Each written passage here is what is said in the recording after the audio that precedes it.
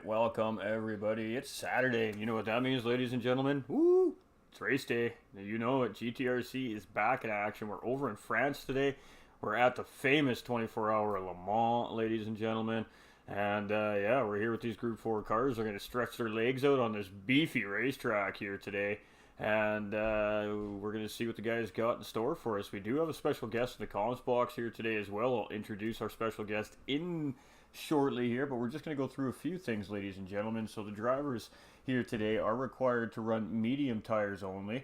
Unlimited amount of tires are allowed to be used here.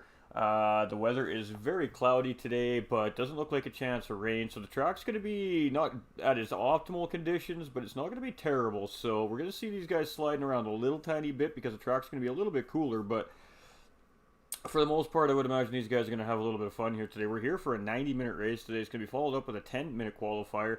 Fuel and tire is 3x each, ladies and gentlemen. And yeah, so that's kind of where we're at here. This is the finale, ladies and gentlemen. So it is championship weekend here at the GTRC. We are crowning our champion, and we will be crowning our manufacturer series champions as well. So we'll get into the standings a little bit more here a little bit later on in the broadcast, guys and gals. But for now, we're just kind of hanging out with our drivers on track here.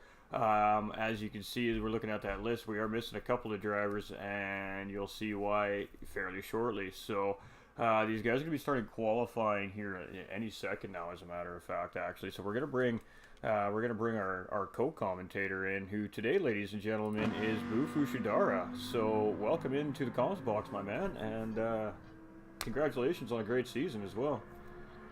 Oh, well, thank you very much. It's great to be in the comm booth with you. Hopefully I'll be of benefit to you. But yeah, thank you very much for the congratulations. So the reason why I say congratulations, ladies and gentlemen, and the reason why Bufu Shidara is in the comm box here today is because he is our champion for the season here at the GTRC Manufacturer Series Group 4 Championship this season. He did lock that title down after last weekend's race. So, yeah, our champion, it was a really good season for you too, Bruno. When we got you in the comms box, it gives us a really good chance to really have a good talk with you here throughout the days. We've got a very long race ahead of us here. So, you know, when you're preparing for races like this in a series like this, I guess what's the best tip you can give to anybody who's maybe thinking about joining a league? It's just practice, if I'm honest. Find a car. Like the biggest thing I found, especially with this league, and this season, was picking a car that really suited my driving style, which is the Toyota. So I really like a strong front end, but it depends on your driving style, right? And then after that, it's just practice. Keep chipping away at the lap times, building up progressively to each round. Oh, there you go, ladies and gentlemen. So, woo, that is one loud shot as we're coming up the what the heck is this one called? It's not the Kennel Straight. It's the what was that? Is that the Mulsanne Straight down Mulsanne Straight, that's it, thank you. Mulsanne Straight 1 and 2. That's right. We're a little bit rusty on the track names. We're getting ready for an ACC race tomorrow again, so we've been learning the track names on that track. Let me tell you, they're completely different tracks over there than they are at Gran Turismo here, so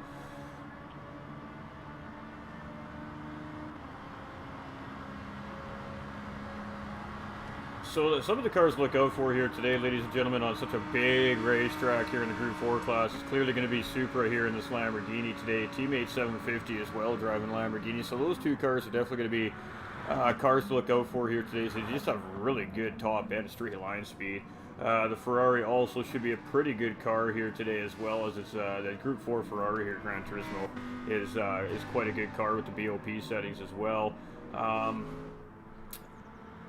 The rest of the cars are really just a little bit on the top end, underpowered when it comes to those two cars, in my honest opinion. The BMW is very good through the technical sectors, but does lack that top end speed. The Astons aren't bad. And then we got the Toyota. The Toyota's a good car. The Toyota A6 is a really good, well-rounded car, but again, just lacking a little bit of that top end speed compared to those big MR cars up ahead of these guys here. So the MR cars are definitely going to show some prowess here at Le Mans today. The Group 4 Porsche is going to be a little bit tricky as well, just because it doesn't have that top end speed that you'd expect out of those MR cars. But again, the Porsche is not technically really an MR car either. They're more actually a front rear car in a sense, the way they're set up. So the one thing to watch out for in this race, I should say, is the Aston is actually a good rival for the BMW in terms of top end speed, and the way it just gathers pace from low down up towards the mid end and then up towards the top is quite oh, the bit of a slide going on in the back there into Indianapolis.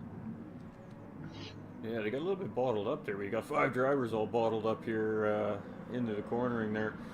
And all it really takes when you got a big group of cars is one guy just to be a little bit early on the brakes, and it just kind of bottles up that whole group. So the drivers did a good job not wiping each other out there, as we're under qualifying, so we don't want to be hurting each other here. But the one thing we have seen this season is Type R and Happy Pappy. When they do get together in the racetrack, we do see them work really, really well together as far as teamwork, as far as bum drafting and slipstreaming goes. So it'll be really interesting to see if they play that strategy out here again today.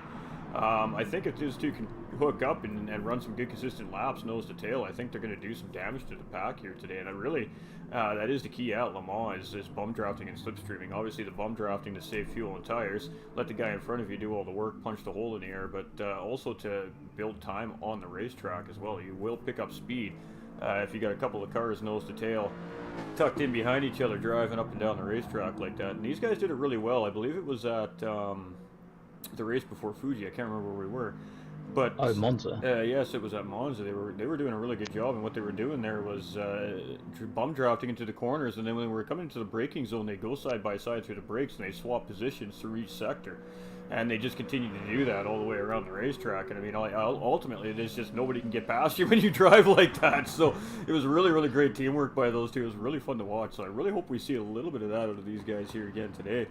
And I mean, that's not blocking, ladies and gentlemen. That is just smart teamwork right there. I mean, it was fantastic watching them battle when I was coming through the pack at Monza, and watching them battle ahead, and Tap was nearby them, and it just looked like a nightmare to be involved in from the outside. Oh yeah, it took Tap 3 or 4 or 5 laps to really finally get in between the two of them. Once he got in between the two of them, he was all right, but trying to get in between the two of them was definitely a chore. They were not making it easy for him.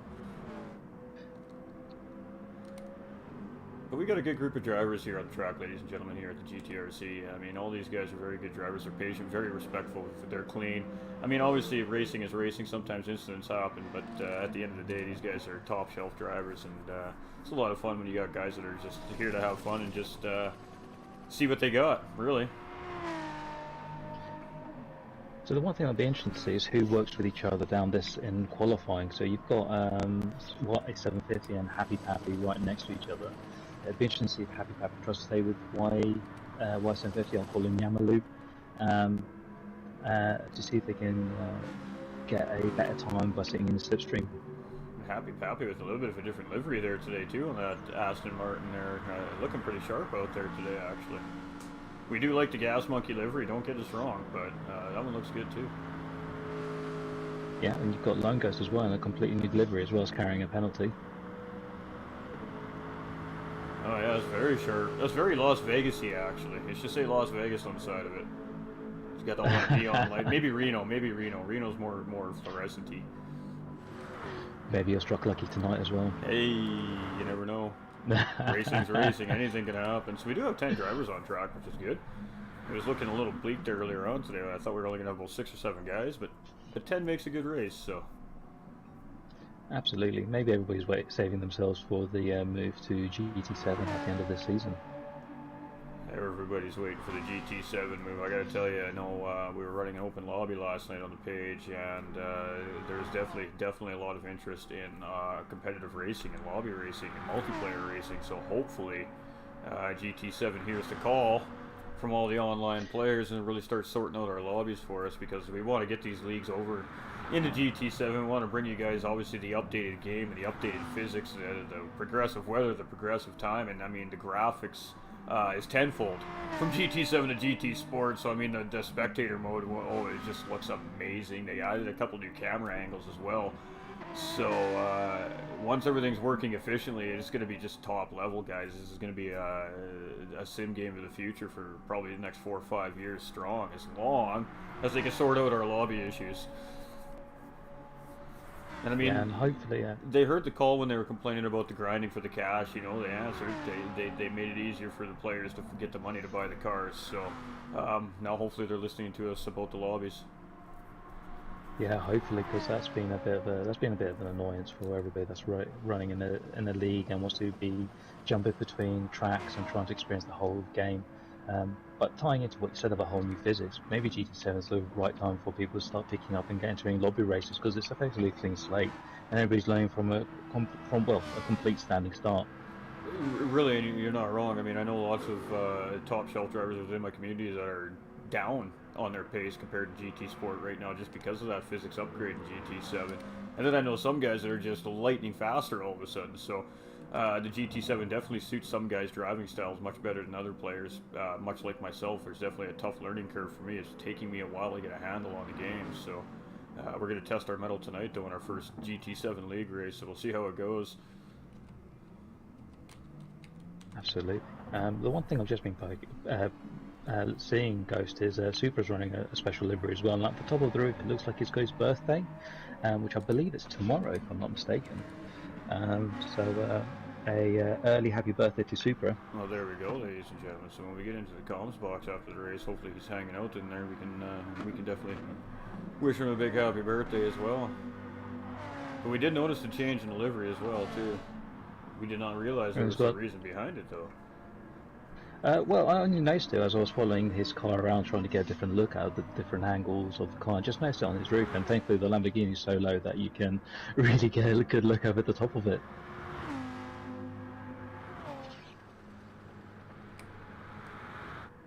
Woo!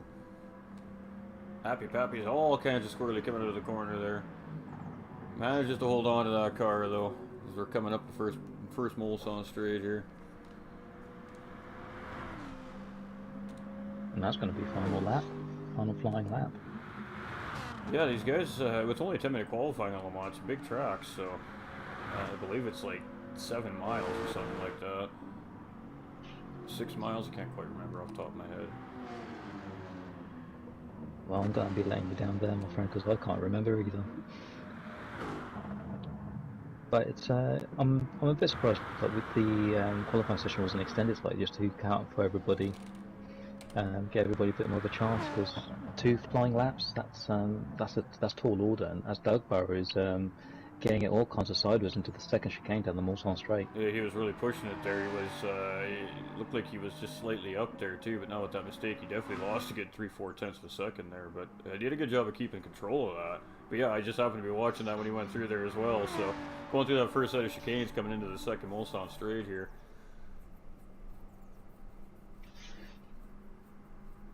You can see everybody else tucking him behind, trying to get into everybody's slipstream.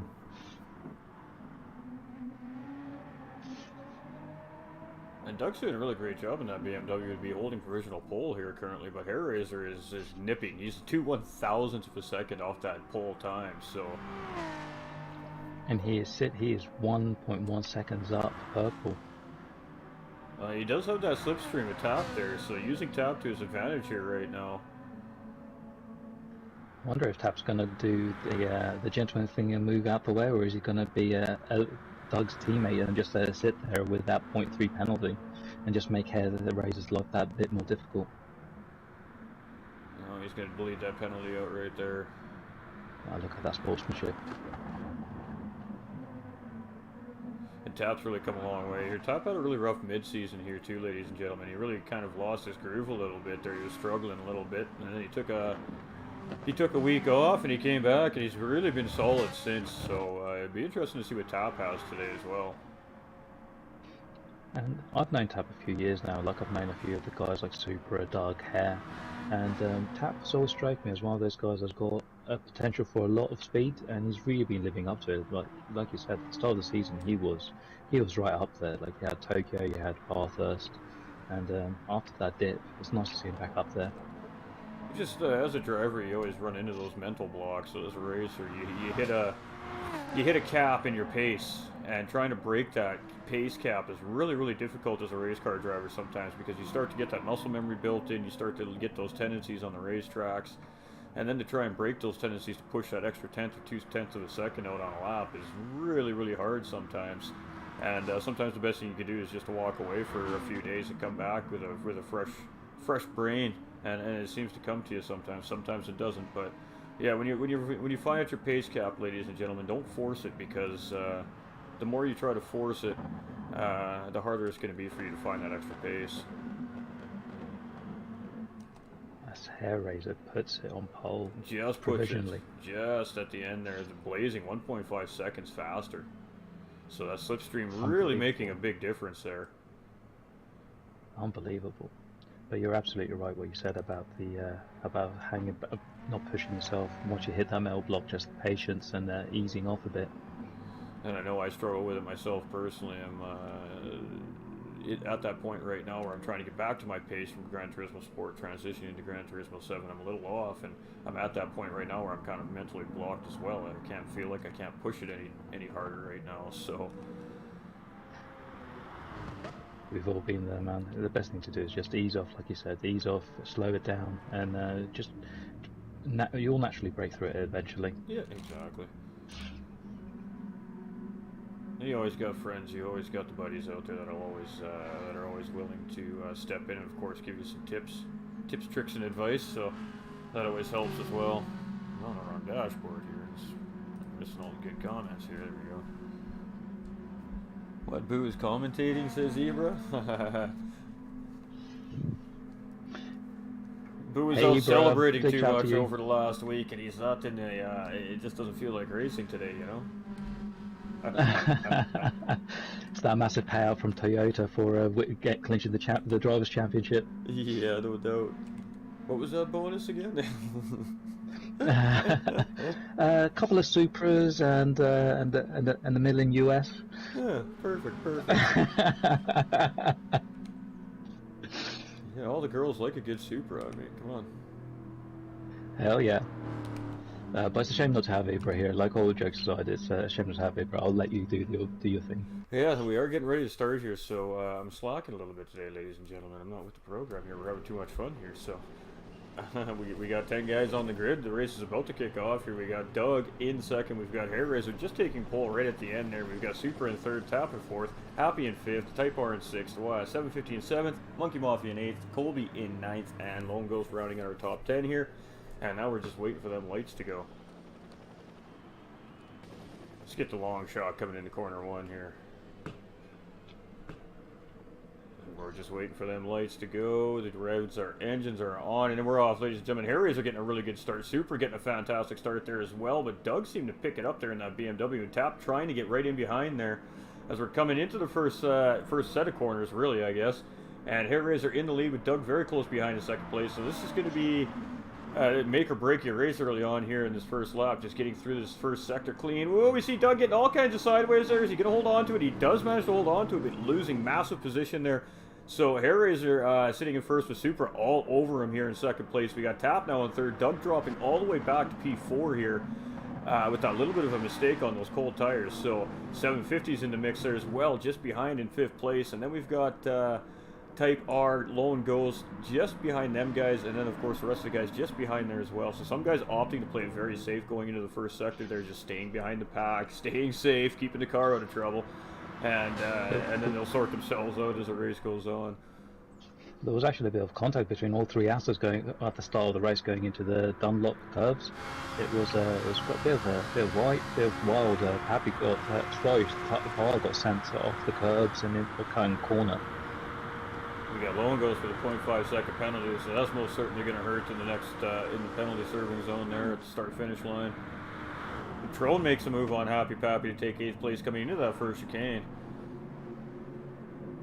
And he does a really good job at actually getting a nice clean entry and exit out of that chicane there. He's going to get a good run here, but unfortunately he's not going to break that slipstream from that Aston behind him. So Happy Pappy is most certainly going to probably be right on him coming into the next set of chicanes here. It's all changed up front as well, Ghost. We do have about a drag race here from Supra. We got this marked. We'll take a look at what happened here in just a second, ladies and gentlemen. So you see Super getting around here. He's really getting deep there. He goes really wide there. You're most certainly going to pick up a penalty there for that. So that should get... Yeah, there it is, half second. Sorry. No, you're all good. No, I was just going to say, Tap's got it all lost, losing it all on the exit of the second chicane, and Y750 is giving him plenty of space as well, so not forcing the issue like I did on him at Monza. Very wise. And that's just the thing, ladies and gentlemen, too. I mean, this is a 90-minute race. It's a very long race. You're not going to win the race in the first lap here today at Le Mans. So, really, you just want to make sure that you are with another car or within slipstream range. And as long as you can have a driving buddy, you'll always be able to stay within contention here at Le Mans. So, but we do see the top three guys right now all nose to tail here. They're not really fighting too much here at the moment. It seems like they're going to try and break away from that pack in behind them here now. I want to go watch this replay, but I know I'm going to. And then we see this here. We got Super going on the outside now, making a move here. They're really doing a great job to keep that Lamborghini in line and not make contact with Doug there too, as well as Doug really late on the brakes, come right in on him here. So, but you can just see that BMW. Oh, he does have him in the braking zone here. He's going to go deep. Oh, Doug gets it done. That was a great move by Doug there on Super, going around the hairpin there.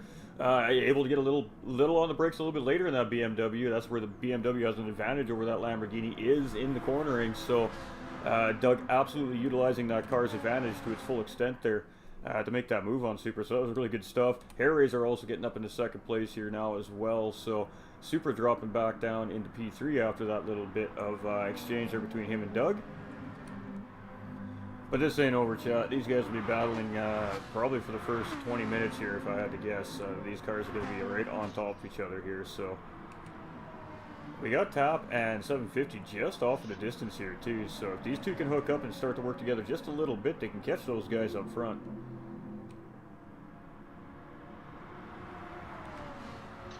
And these guys really should be able to full send these cars for the most part around Le Mans here. These Group 4 cars, you know, they handle pretty good for a street car version race car, so to speak, quote unquote. You can really full send these cars in and out of corners if you know how to drive them. So you should see some pretty good stuff from these guys here today. Yeah, Trone losing a penalty here as he's going to come around here. Big 1 second penalty. Oh, and he picks up another one, so now he's got 1.3 to lose here. That's going to hurt. That's going to probably put him into the back of the pack here. So we see Happy Pappy goes by there. We got Lone Ghost just coming through. Lone Ghost has kind of been struggling a little bit this season. So hopefully he just puts his time in here on the track. And that's really the only way for yourself as a racer to improve, is to just keep running your laps. Doesn't matter where you are on the racetrack, you just got to keep running the laps. There's no substitution for track time and seat time. That's right. That's right. And I mean, any real racer will tell you that in real life too. You can have the best car in the world, you can have the best pit crew in the world, but you still need to have the driver to drive that car and win. And the only way the driver can do that is to have time in. You know, practice makes perfect. Absolutely. If you look at the mileage that people have been putting down, so Hair Racer, for example, he's clocked up nearly 8,000 miles in that Ferrari. That's a lot of miles in a car, on a race car, ladies and gentlemen. So Hair Racer getting it done on Doug there. We're going to see this happen a lot throughout the race here, ladies and gentlemen. You'll see position swapping, especially on these on the Mulsanne straights here. That's just obviously the best spot to pass here. Le Mans is on these straights going into the cornering here. So you'll see moves being done in the the Porsche S's sometimes too. If you see a car go wide, it's a good opportunity to get some moves done there as well. But the safest spot obviously is where we're on track right now. And that's probably where we're going to see a lot of the moves being done, is near the end of the straights here, coming into the braking zones. And we got our top three just tucked nice and tight. Thought about taking that 3 wide, Super did, but he thought better of it, just tucking back in behind here. As we see Doug with a 1 second penalty up ahead here. So the guy's really stretching out the track limits, and Le Mans is not very user-friendly when it comes to our stewards here on the track. They are not forgiving. They will give you a penalty if they think that you even come close to cutting the track. They're going to slap you with at least a half-second penalty here today. So you really do have to be on point getting through these high-speed technical sectors here at Le Mans. We Super now pulling out to try and get a move done. Hair Razor blocks the move there. He pulls out just enough to stop that momentum there. a great battle up front here, ladies and gentlemen. And I knew we'd see a really good battle up front here today. And of course, a Ferrari and a Lamborghini at the leading up in that pack there with a BMW up front, which is surprising. But Doug's been proving himself very worthy this season in that BMW. He definitely drives that car well, so I'm not surprised to see him up there battling with these guys either. The one thing I'm surprised with these front three is that they're not willing to just sit behind each other and just follow in the slipstream, save that little bit of fuel. Yeah, it seems like everybody wants to lead this race right now, and honestly, it seems like Hairazor's kind of being the most patient out of the three of them right now. He's not really forcing anything. He's giving the space when he feels like it's just going to slow him down. And yeah, he goes around the car when he just feels like, oh, we got Doug making a little bit of a mistake there, so now he's going to drop in behind these guys. Oh, that's one of the penalty zones right there, Ghost. So he's just pulled over just to serve that penalty. Actually, reviewed the penalty burn zones. We do have that to show you guys here tonight, but I actually myself haven't reviewed them. I haven't done my homework today, Chad. Let's just put it that way. So there's one of them is straight after Armage through Indianapolis, where you've just seen Doug, and then the other one's just straight down the start-finish straight. Which is your typical burn zones here, the GTRC. And I mean, honestly, it is one of the best places on almost every racetrack to lose penalties, so... Well, it just helps keeps the racers out of people's way, so you don't really want to come across a slow-moving car that's been serving a penalty when you're going at full speed. No, you really don't. That usually results in some bad news for one of the two cars or three cars, depending on how many rolls. These leaders are just battling here, and I mean, what is that? 21 on top of that Lamborghini? 21.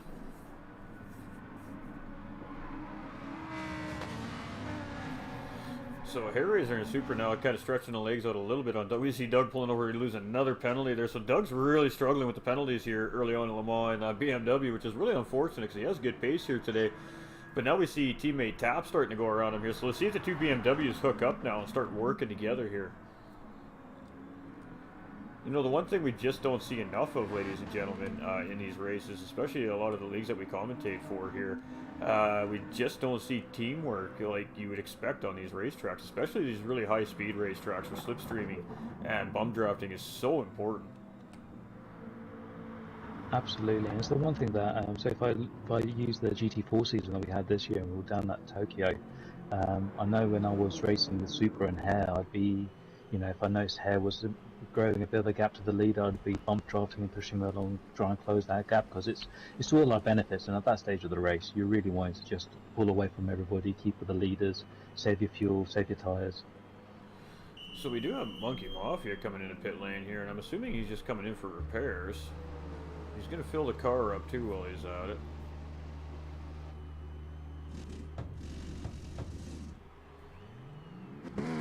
So opting to fill that fuel tank since he's in pit lane there anyways. Hopefully maybe help him get a little bit of an undercut later on when he does go to do that tire change. So unfortunate there for Monkey Mafia. And, I know it was just front aero damage he had there on that Porsche. I don't really think that he needed the pit there. I think he could have stretched that out to the first pit window, as the aerodynamics on these cars aren't as effective as they would be on a GT3 car. It doesn't seem to affect the Group 4 cars quite as much as it does the Group 3 cars. So I personally probably would have just kept running with the aero damage myself. You may be losing about half a second a lap, maybe a second here at Le Mans, but if you can get into the slipstream, you're not going to lose any time at all. So a little bit of an interesting strategy there, but he did fill the tank, so that means he is going to be able to get an extra 3-4 laps of the fuel out of that car now, which could give him an undercut advantage, I guess. We'll have to see how that works out for him.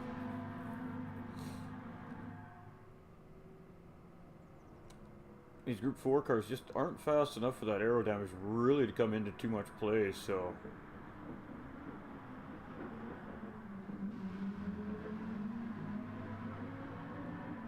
We see Supra now in the leader with a 0.3 second penalty here as well, so he may very well be able to lose those little bits in the braking zones here, but if he can't, that's going to give Hairazor P1 around here, I'm sure, and then that's going to allow Tap and Doug behind just to start closing them up here a little bit as well.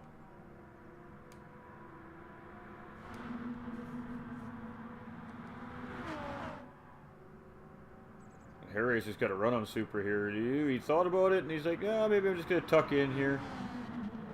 Just took a look, see how Super reacts. If Super decides to go defensive, that might be give him the chance to get the an undercut coming out of the exit or something like that.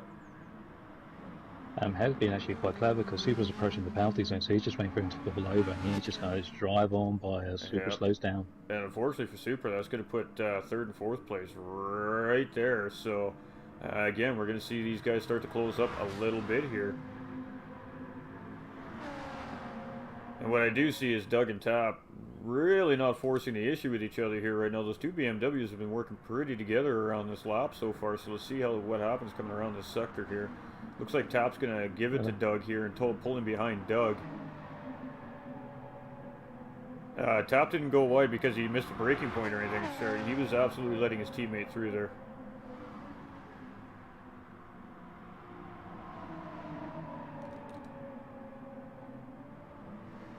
So Team BMW now back kind of hooked up nose to tail here again. Let's see if they keep working together to push those front two drivers. The 750's just off behind these guys as well. He's kind of all by himself, and that's not the ideal spot you want to be on a racetrack like this, unfortunately. You definitely want to have a driving buddy. And at this point in the race, it doesn't even matter if it's your mortal enemy or your main competitor on the racetrack. You don't want to lose those packs, so you got to work together to make sure you catch up to the guys again. But Hellraiser has a nice little cushy gap here. He's at about a 3-second cushion on Supra in second place here. So Hellraiser are able to get a little bit of a comfort zone here on second place currently, which allows him to get some nice clean air, and he can really just focus on running his laps right now. And only just has to kind of keep an eye on what's going on behind him for the time being. Great position to be in. And you've also got Happy Pappy and Trone Colby just well, I say racing each other. They're just following around, doing the race. Trone being patient, it looks like. And now we're starting... Ooh, Doug getting really wide there. He's going to get a penalty for that most certainly, as we see teammate behind him with a penalty as well, and Supra in front with a penalty, and yet there it is. So all three of these drivers now with a half-second penalty here. And that's going to allow 750 to close up a little bit here. So a half-second penalty here at Le Mans is going to relate to about a second to 1.5 seconds, depending on where you have to take your penalty. So a penalty hurts here. Has been playing this very strategically, being very patient, not forcing the issue, just clipping his lines and just saying that he just ripped it off wide, and it's the second pole of that first chicane. Keep going, Lowen, bro. Keep going. Don't worry about that, man. You just shake that off, brother. It's just a penalty.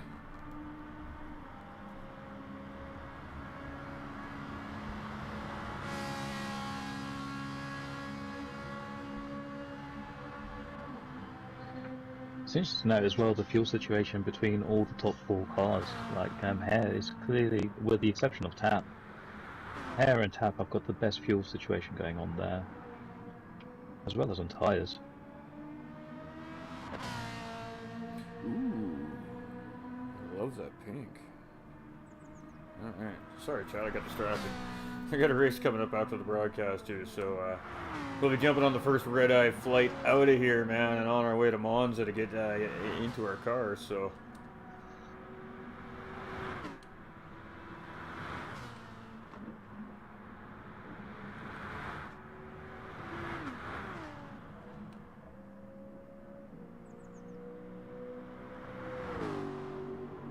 That Aston sounds so good. And yeah, Trone and Happy Pappy are just really chilling together here. They're just kind of just working together, not really trying to fight each other. See Trone going a little bit outside there. You guys don't want to make contact. You don't want to slow each other down here.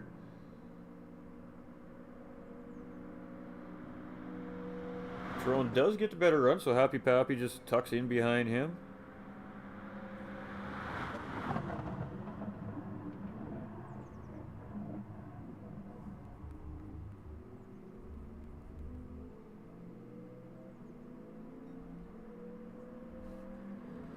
Just answering the call from our livery designer over at the race team there. As the 2, 3 and 4 arrive at the penalty zone to serve their penalties. And we see 750 just off in the background there now, and we see Supra's losing position to Doug here as well for second place, so you see him with the signal light on saying I'm going to go this way, but opting to actually go inside and then stay behind. So he's just trying to get some clean air into that car before he comes into his turning zone here. When you're riding in dirty air, especially on a racetrack like this, it does affect the way your car brakes and turns. So you'll see these drivers swooping left and right when they're in behind another car before they come into a braking zone, just to get a little bit of clean air in the front end of that car, just so it sticks to the road a little bit better and it reacts the way they expect it to react.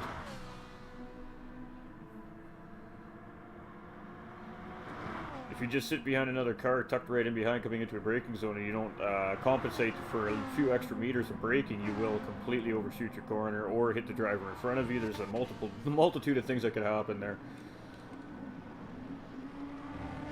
There's definitely a skill in trying to start line yourself up for an overtake as well when you're following the car ahead, because you said of that slipstream effect. So you do have to position your car slightly wider just to get that clean airflow over your aero surfaces, just to gain that extra little bit of grip. Especially going into a battle into the corners, you need all the grip you can get in your race car. So Happy Pappy losing Trone just a little bit here. So we'll have to see if those two can connect back up. They're not too far apart. They're only about 0.7 of a second. So. But Hairray's in all sorts of control right now with nearly 5.5 seconds worth of a gap to P2.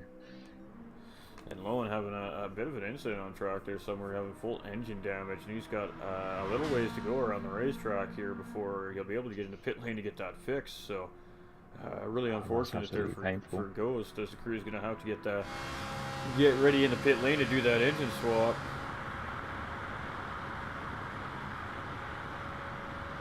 The pit crews here at Gran Turismo, they're top notch, man. I tell you, you have never seen a pit crew change engines like these guys can, man. They can do that lickety split.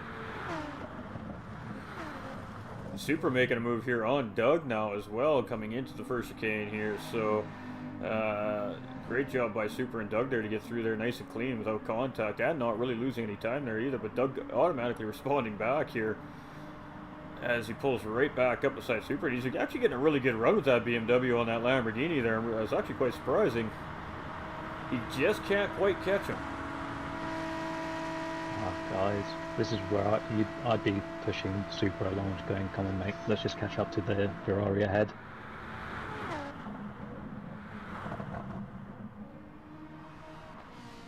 I mean, Hair Razor's got to be loving what he's seeing right now. Sitting up there in P1, the gap just continues to open up a little bit, lap by lap.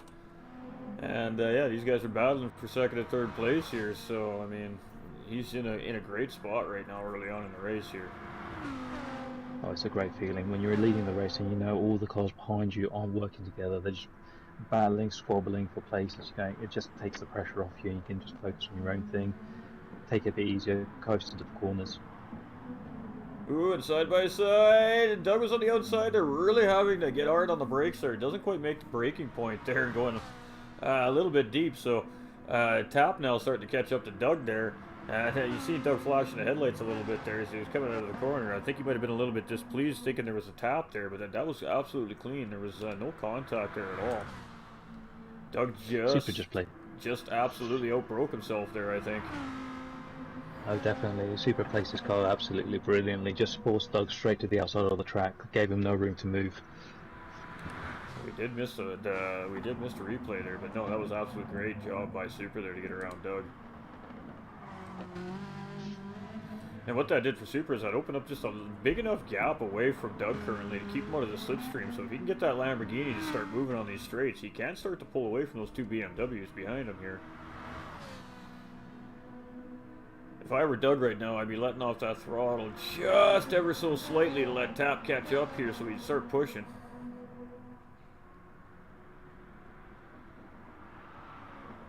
From what we've seen today, Ghost, I don't think if he did lift off the gas, that would even happen. I don't think there's any driver here willing to work with anybody else. They're just going to put it down and try to get that back, absolutely. But I mean, you know, it's a 90-minute endurance race isn't necessarily about how many hot laps you can run it at the fastest absolute time you can run them. It's about driving smart and saving your race car, making sure it has something left for the end. And right now, these guys are just 100% all out. Chewing up those tires, eating up the fuel. Hair Razor's just loving life up front right now, chilling. 5.4 seconds. Yeah, right now, just don't make a mistake at this point for him right now.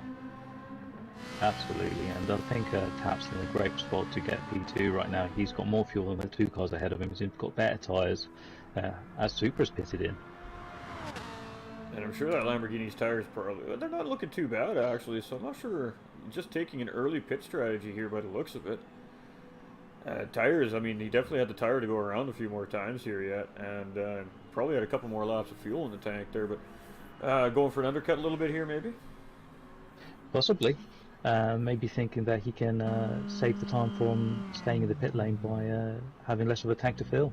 Get out of the battle that he's currently in, just get some clean air and be able to run some good clean laps. It's not always the worst idea sometimes when you're hard battling. Just pull your car out of that situation and get some clean air. Absolutely. And I'm just looking at Tap's tyres. Maybe he could potentially double stint those. Let's go check out Tap there as we get that good call out there. I mean, you're right. They're like, what, 5% on the front, 5% on the rear, maybe 10% on the front right now? Yeah, there's nothing to it. You could easily double stint those if you really wanted to. So again, we do see BMW working really well together here. They're not battling. You do see moves being made here, but they're not battling with each other. As you can see there, Doug giving him a little push there, actually. But unfortunately, both these drivers have penalties here, so... Even more of a reason to be working with each other, not waste any more time. And we are seeing that from the two BMW drivers here currently. And Doug does have a little bit more pace than Tap here today, showing so far, but Doug does have the bigger penalty here as well, so... ideally, it is better for Doug just to stay behind Tap at this point in the race right now, and then just catch back up here on the next lap, hopefully, and get back to that slipstream. Looks like he's going to try and pull ahead here. He's just going to tuck back in behind here. Doug playing very smart right now and not forcing the issue, realizing what the situation at hand is, obviously. So a good race sense on track here today from Doug. Well, you start bumping each other down the track, you can easily overcome that kind of penalty if you're strategic about it, if you're clever, if you're pushing each other along. And these Group 4 cars, if you got two guys on a good solid pace, pushing each other lap by lap, you're probably going to pick up 3/4 of a second a lap on the guys ahead of you if they're by themselves, especially. So, and we actually see Tap bleeding a lot of that penalty off coming into that braking zone there. So that was a bit of an interesting strategy there. Kind of looked like he made a mistake, broke a bit too late, and I don't know what he's doing there. Stews might want to have a look at that later, yeah, leading a penalty outside the penalty zone. I was going to say, I think he just... Le Mans is a long racetrack, ladies and gentlemen. When you're involved in a long, lengthy race like this, you're battling, you're driving around with other cars, you're sweating a little bit. Sometimes you do lose track on the racetrack where you are and can make a simple mistake like that. And that very well may have been what that was. Is just thinking he was in the penalty burn zone part of the track and just not in the right spot of the racetrack. I tend to do that here at Le Mans sometimes. I forget where I am on the racetrack at times, and it's a dangerous situation when that happens as well, so... And then you see Doug burning in the proper spot there as we're coming up the straight, coming into the Porsche curves. So that Hair Razor does currently hold the fastest lap on track, and that was the lap that we were just watching him on their last lap there, so...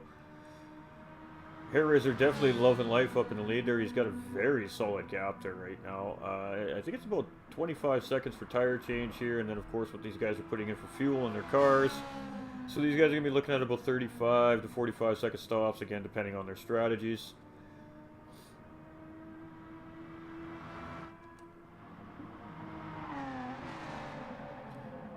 And the way that worked out for Team BMW here actually wasn't too terribly bad there. Doug got ahead with the bigger penalty there, and by the time he was done bleeding that penalty, he didn't lose the back end of that BMW and Tap there too much, so he's right back in the slipstream, and these guys are right back to working together here again, and we actually see Doug coming into pit lane there. And Hair as well. Alright, so we do have Hair Razor and Doug now coming into pit lane, so different strategies from all the drivers here. Looking further down the grid, we've got Yamalube entering the pits as well. I'm wondering if Simon's going to enter as well when he gets a chance, when he catches up. So we're about 30 minutes in, so it's definitely going to be a two-stop scenario here at least today, depending on how hard these drivers are going to have to push. And Hair Razor coming in with 12% fuel, so far with the most fuel out of all the drivers coming into pit lane.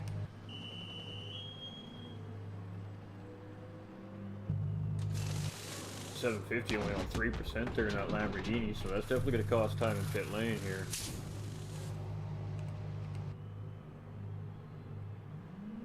And these guys all got penalties here in the pit lane as well. I'm not sure what the deal is with that, but again, we'll have to leave that up to the officiating staff over at the league here to take care of all that business. So there's a couple of drivers we've seen do that here today, so. We got Trone now coming into pit lane as well. Look at that pit crew looking sharp in that black and red there today.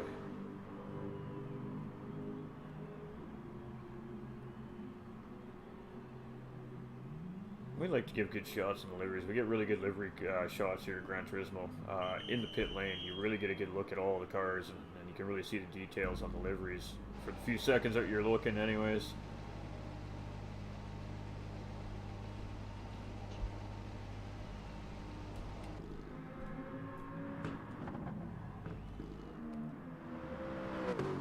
You're good, Lone. Just keep going, bro. Just keep pushing. So our leader here with a 0.4 second penalty here. So all the drivers were really struggling with Le Mans here, and I think GTRC should have put a little challenge out today. They've done a little, I don't know, like gift card giveaway to any driver that could have finished this race without picking up a penalty. I don't think that's actually happened so far. Maybe Hare's the only driver that hasn't picked up a penalty so far? Maybe. Yeah, maybe. I don't remember him having one to my best of my recollection yet. It'd be interesting to see where Tap comes out once he enters for the pits and comes back out again. He is sitting at just under 40 seconds here, so if he short fuels that car, there is the potential he could potentially come out in front of Hairraiser here. Short fueling the car might be dangerous, though, judging by the way things are looking. About every 30 minutes, these guys are going to need a full tank of fuel, so. Absolutely, unless he does an interesting tactic where he does short fuel the car ever so slightly and then allows Hare to overtake him and just sits in his slipstream, short shifts those gears, changes the fuel mix just to make up that difference. Again, we haven't been seeing a whole lot of the patience out of the drivers here today, so I don't know if we're going to see a whole lot of fine-tuned strategy like that here today. But the race is very young still. As the race starts to get closer and closer to the end, you're going to start, the drivers are definitely going to start calculating their fuel numbers in their head and all these things, so. As Duckburrow has ended up with a bit of front aero damage and Supra all over his back end. Supra also with some suspension damage there as well, so maybe an incident between these two drivers here at some point. The suspension damage, by all means, ladies and gentlemen, is a major factor in these cars. It doesn't matter what kind of car you're driving. You got suspension damage is definitely going to affect the way the car handles. It's going to affect its top speed, all those things. So, unfortunately for Supra, he does have that suspension damage there. He's going to have to battle with that. But again, with that aero damage on Doug's car, I don't know if I'd pit in to fix that or not. I guess we'll have to see if he can stay with Supra here or not. So no, from some of the early tests that Hare and the guys were doing, some of them tried running a lap with aero damage, and the difference was only, I say only a couple of seconds, but when you're talking about a 4 minute 20-second lap, that's not really a big thing. So definitely not worthwhile pitting into for what is it, 40 seconds for a pit? Yeah, I just don't think it's worth the pit loss. I really don't. No, I agree with you. Now, if it was a Group 3 car, that's a different story, ladies and gentlemen. You got to take that pit loss. You got to fix that damage. Yeah, the difference is massive. As Tap's not pitted in, so let's see where he ends up. Type R here as well, and he is almost on fumes here. We'll have to see if he should make pick lanes. He's just coming into Porsche curves here. But Type R definitely going to have to come into pit lane here on this lap. If he doesn't, I don't think he's going to be able to get around again. So let's stick with Tap here as he makes his pit stop and see where he comes out in comparison here. Hairraiser's just coming across that start-finish line right now. And they're still putting fuel in that car, so Hairraiser is going to retake the lead here after the first round of stops. Supra does move into second place here. Is he going to hold that as... No, Tap does come out ahead of Supra here, so...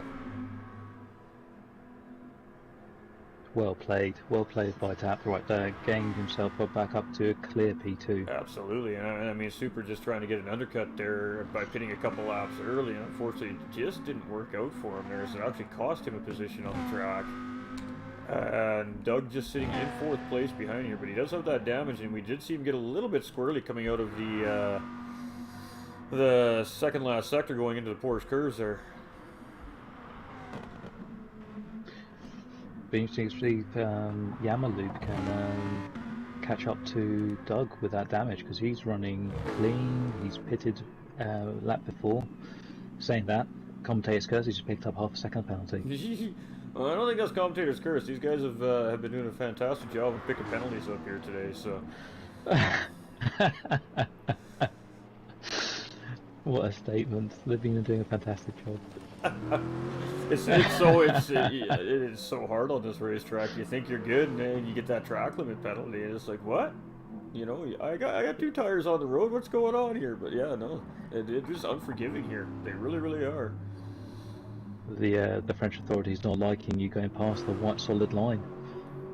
Maybe they don't like us messing with that beautiful yellow and blue paint on the curbing. Maybe, hey. Well, it costs money. That's true. Times are tough these days, you know. Yeah, we've just come out of a pandemic. Can't be going around repainting curbstones every 5 minutes. No, and this is such a big racetrack. I could imagine the maintenance on a track like this. And a lot of this track is public road still, so it's not like everything is private, so it probably does make sense. It'd be fun to drive a Ferrari here, though. I mean, I'm not gonna lie. So Harry's with an 11-second gap currently on second place driver Tap. So Harry's is just in a beautiful spot here currently, chilling, just doing his thing.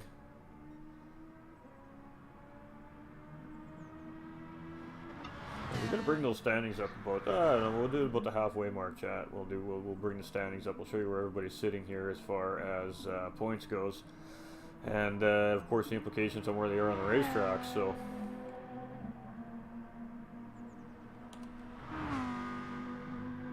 Top with a little bit of a penalty up ahead of Super here, so that's just going to give Super a little bit more of a chance to gain a little bit more time.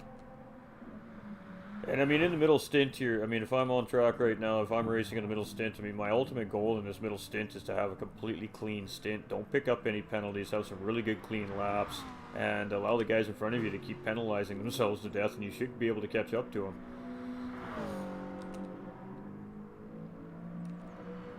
We're definitely seeing the guys pushing the track limits here and then picking up the penalties here today, so. I mean, after seeing the leader pull away, you'd think they'd probably try and stay within the white lines and try and avoid picking those penalties up. We see Lowen just getting out of the way of Tyrone Kobe coming around the racetrack here. Really good job by Lowen Ghost there to move out of the way. And he did it without driving himself off the racetrack or ruining his own race, so that's what we like to see. We don't like to see these guys completely just driving out the racetrack to let him by. You know, there's a time and a place to allow those guys to get by, so. I'm glad you brought that up, because that's something that Monkey Mafia did for me at Fuji, which I was, I was very grateful for, but I was also a bit surprised by. There's no real need. As long as you're racing your line and you make your intentions known early on, the guys behind you that are coming up can easily sort it out. Well, and exactly, and I mean, obviously the faster driver is more than capable of getting around that particular driver that's in front of him as well. Just obviously you try to do it in the safest manner possible. But I say it every broadcast, because we see it almost every broadcast when we start running into some lap traffic. You always see one driver just completely drive it off the racetrack for no reason, just to get out of the way, because that's what they think is the right thing to do. And I mean, yes, you definitely want to get out of the way of the faster traffic, but if you're in a technical sector, you know, hold your racing line, you know, hit your apexes, and once you get out of that technical sector on that next straightaway, just pull off the racing line, lift off your throttle just the tiniest little bit, and that guy's just going to fly right on by you. Everybody's just going to keep on going. Absolutely, but it's still a young league, and we've got some young racers here, so it'll all come. Absolutely, absolutely. But the point of saying all that on the broadcast is, you know, these guys do rewatch these broadcasts later on in their own time when they're done racing, and it's just there for them to consider to chew on, you know. A little constructive criticism. I know we like constructive criticism when we're on the track running, and if we feel like we're doing something wrong, and you get some eyes on track to watch what you're doing. The constructive criticism, it's hard to swallow sometimes as racers because you think you're doing it so well, but sometimes that person really does have a great point of view that you haven't thought of. So Hey, absolutely. I mean, it's one thing that I'm actually quite thankful for when I first joined, or when I first started racing Hare and Doug, was a lot of the pointers they were giving me. So I was slower than all of them, and just a bit of it wasn't even criticism, just pointers, just going, you're going too hot in there, or maybe you should shift earlier up in various corners. It all adds up, and it all adds to your arsenal and how it helps you improve and go faster. that's what it's all about. New leagues are communities, we're family, we help each other out. We're competitors on the track, but off the track, everybody's a family, ladies and gentlemen. And every league I take part in, every league I work with, I see the same thing. So if you're struggling on a racetrack, instead of stressing yourself out about it, just reach out to somebody. Somebody is going to heed the call, and they'll get on track with you, and they'll help you out. They might only help you gain a tenth or two second a lap, maybe in that particular little session. But I mean, even the smallest improvement makes a massive difference at the end of the day. Absolutely, and we all want to see people running close and racing closely with ourselves, and battling hard and fair, and making somebody faster than yourself. It only spurs you on to improve your game. And that's what it's all about. It's all about just getting on track and having some good, tight door-to-door racing and having some fun.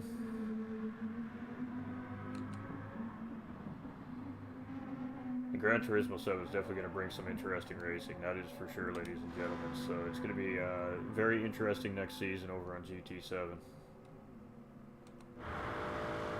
Potentially see drivers that are very strong in the prior season maybe not be so strong in the new season because of just that whole model change of the game itself.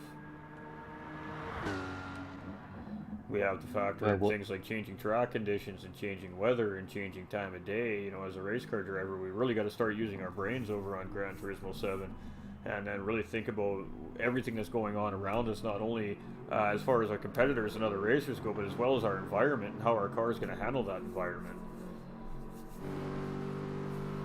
Absolutely. I mean, the one Lone Ghost missed a pit entry here with full damage. He's gonna have to go around again. Oh, that is heartbreaking. Just keep going, bro. Just tough it out, man. It's a long lap, but just keep going.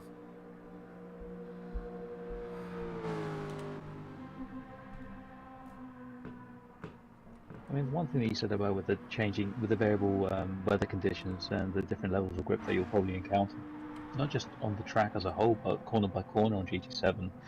You look at certain drivers, like I know Supra, I've raced with him and went a couple of seasons now, and it's fantastic how aggressive he is and how much he attacks the track, and he has no fear, and he just has complete confidence in his own abilities.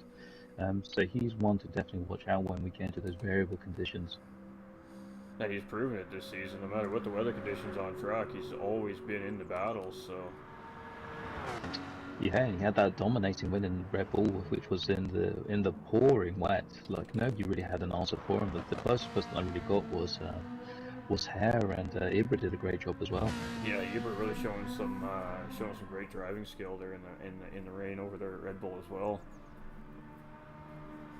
Ibra was a very consistent driver in my eyes this season. It's unfortunate we don't see him here on track today, so he was really excited to be in this race throughout the week, but something came up and he just wasn't able to make it. But when I think about consistent drivers on the season, he's probably one of the most consistent drivers all season here as far as this particular series goes, in my opinion. Obviously, besides our champion in the comms boxer, he won basically every race he competed in, but as far as the rest of the drivers goes, I'm really impressed with what I see from Ibra, and he's definitely going to be he's going to be a guy to watch out for too, moving forward into the next season. Oh, absolutely. There's a few guys on track that, I mean, we already know Hare, we already know Doug, but Super's got a lot of pace in him, Tap has. I see a lot of good things coming from Ibra as well. Like his rate of improvement from the start of the season to where he is now, or where he was. Obviously, he's not racing with us now, unfortunately, but he's had a meteoric rise from start to end. Oh, absolutely. And of course, Barr, when we do see Barr 27 on track, he's a pretty good driver himself as well. Just a young guy, so. Absolutely. And Yama, I know he's called YZFR 750, but it's a motorbike, and Yamaha make their own lube, hence why I call him Yama Lube. But he's one for the future to watch out for as well once he gets a car that he's comfortable with. And these guys are always recruiting drivers for their series too, ladies and gentlemen. If you're interested in learning more about the GTRC and what they do for leagues and events and for upcoming leagues and events, just drop a comment in the GTRC YouTube channel or the GT45's YouTube comments there, and we'll get in contact with you guys, send you guys a Discord link, and we'll get you set up, and then of course the guys will take care of you from there. Yeah, please do. We're always looking to have new people in here. We've had a couple of people, but we're missing PLE Hannah for one. Hopefully she comes back and joins us very soon. I just think the biggest conflict with Hannah this season is she's just got another league right before this race on a completely different sim game as well. So I think it's just tough making that transition, going from one right to the other as well. Yeah, I can empathise trying to jump from one to the other. Like me and Hare especially, we've both sacrificed getting to grips with GT7 just so we can focus on GT Sport, because we know how difficult it is to. It's the muscle memory more than anything else. You just get so acclimatized to one game that as soon as you go back to the other one, it's just alien to you. Yeah, and I've completely kept myself off track in GT Sport since I've been officially done racing in GT Sport now too. So, and for that exact reason, the transition from one game to the other, the games are so different. It does take you a little bit of time to readjust. It does indeed, and but that's just again what we were talking about before, hopefully, but some of the people that may be feeling like they're lacking in a bit of pace in GT Sport, they'll just come alive in GT7, and that's what we're really hoping for. Especially me, it's always nice to see new people coming up, battling up the front.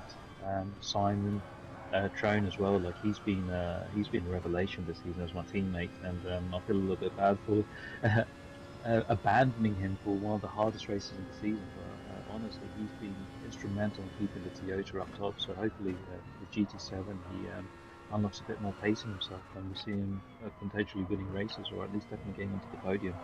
And just to back that up as well, you know, I've got guys in my friends list on GT7, you know, doing daily race time trials and stuff, just seeing where you sit against everybody else. And some of these guys that I was absolutely just quicker and pacier on GT Sport and these league races are just demolishing me on GT7 as far as these time trials go. So, yeah, I mean, the game definitely suits a certain driving style better than the average group. So. Let's hope for some very close racing and those lobbies to be up and running very, very soon. Well, I know there's a couple leagues running on GT7 already, a couple of leagues that I work with or participate in, and I mean, they've had some really good races already, so especially for league racing, lobbies are a lot easier to do on league racing because you have everybody that's in the lobby, is a registered driver for the league. And if you need them to do something, obviously they're all going to respond and listen and do what we need to do to get the lobby off properly. So that's one advantage right there to having league racing over, say, a public lobby. Sometimes there's bugs and glitches in the game still right now, and it affects sometimes getting a race even to start. And then sometimes when the race finishes, if people rage quit or something in the middle of the race, you can't get back to the lobby screen, you can't save replays. So yeah, there's a few important details as leagues, as organizers of events on GT7 that we need to consider, and that's the biggest thing, is just being able to get the lobby functioning properly enough so we can get what we need to properly officiate the races, of course, properly score the races and all that stuff. So.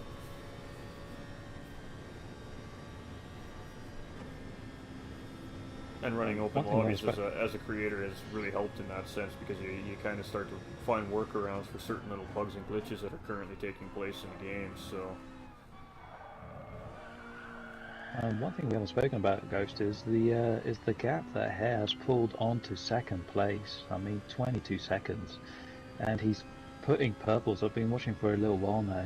The last 2 sectors, he's just been putting purples in, and he's just not hanging around. No, and we're actually sitting on board with our race leader, Hairraiser, for the whole lap here, as you've mentioned that. So we're right on board with him here in the cockpit here, as he's running this very, very quick lap here to around Le Mans right now as well. So. And just textbook right there. Like that corner right there was just textbook. Perfect. Clipping that curve, just hitting those buttons, and really early on the accelerator on exit. Getting really, really good exit speed there coming into the Porsche curves.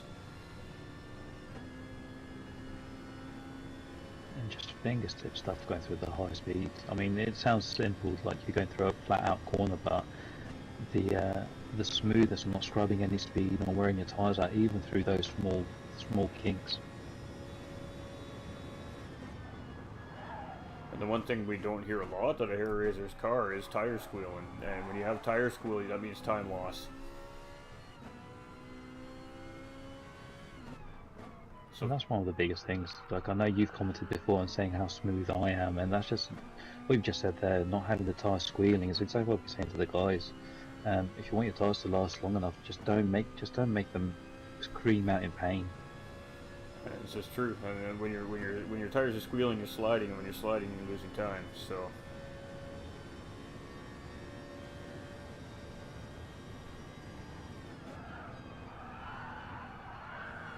Did you get that from Jackie Stewart? I'm pretty sure that's exactly one of his quotes. If you're sliding, you're not moving forward. It could be. It could be. And we still have Harry Razor 2/10 up here coming into the final sector here. So. He has just laid down the gauntlet to everybody else. It's just been unbelievable. And Harry Razor's definitely been one of Boo Fuchidara's main competitors here all season long as well. He has always been right there battling alongside Boo, especially in the middle parts of these races. Until Boo finally decided he's had enough and turns on alien mode, and then he just disappears from the pack. I mean, I'm glad you brought Hare up. Like all the guys have got their own characters when you go side-to-side racing. But I can honestly say that Hare is one of the cleanest races I've ever come across. You always know where each other are on the track. You always leave each other plenty of space. And it's just an absolute pleasure. He just doesn't get enough credit for the work that he puts in. And one, thank you very much for the alien mode compliment. But Hare's really not far off me. I think I just sometimes get a bit lucky. Like if he makes a small mistake and I manage to pull a gap, he then starts pushing and he starts forcing himself. But he's really not far off me at all. Well, I don't even necessarily know if it's so much that he's over pushing as it is that you just seem to have come in with that better race strategy. You're much, just a little more patient in traffic than he is. You're fairly comfortable just sitting behind guys and doing your thing, saving, like you said, saving your fuel, saving your tires, and then, when the time comes where you feel like your pace is quite a bit faster than that guy, that's usually when we see you get around that driver and then start to work on the next one. So a lot of these guys don't think like that yet that we've seen this season. So when these guys start realizing that is key in these endurance races, it's going to be very, very competitive up at the front of the pack for sure.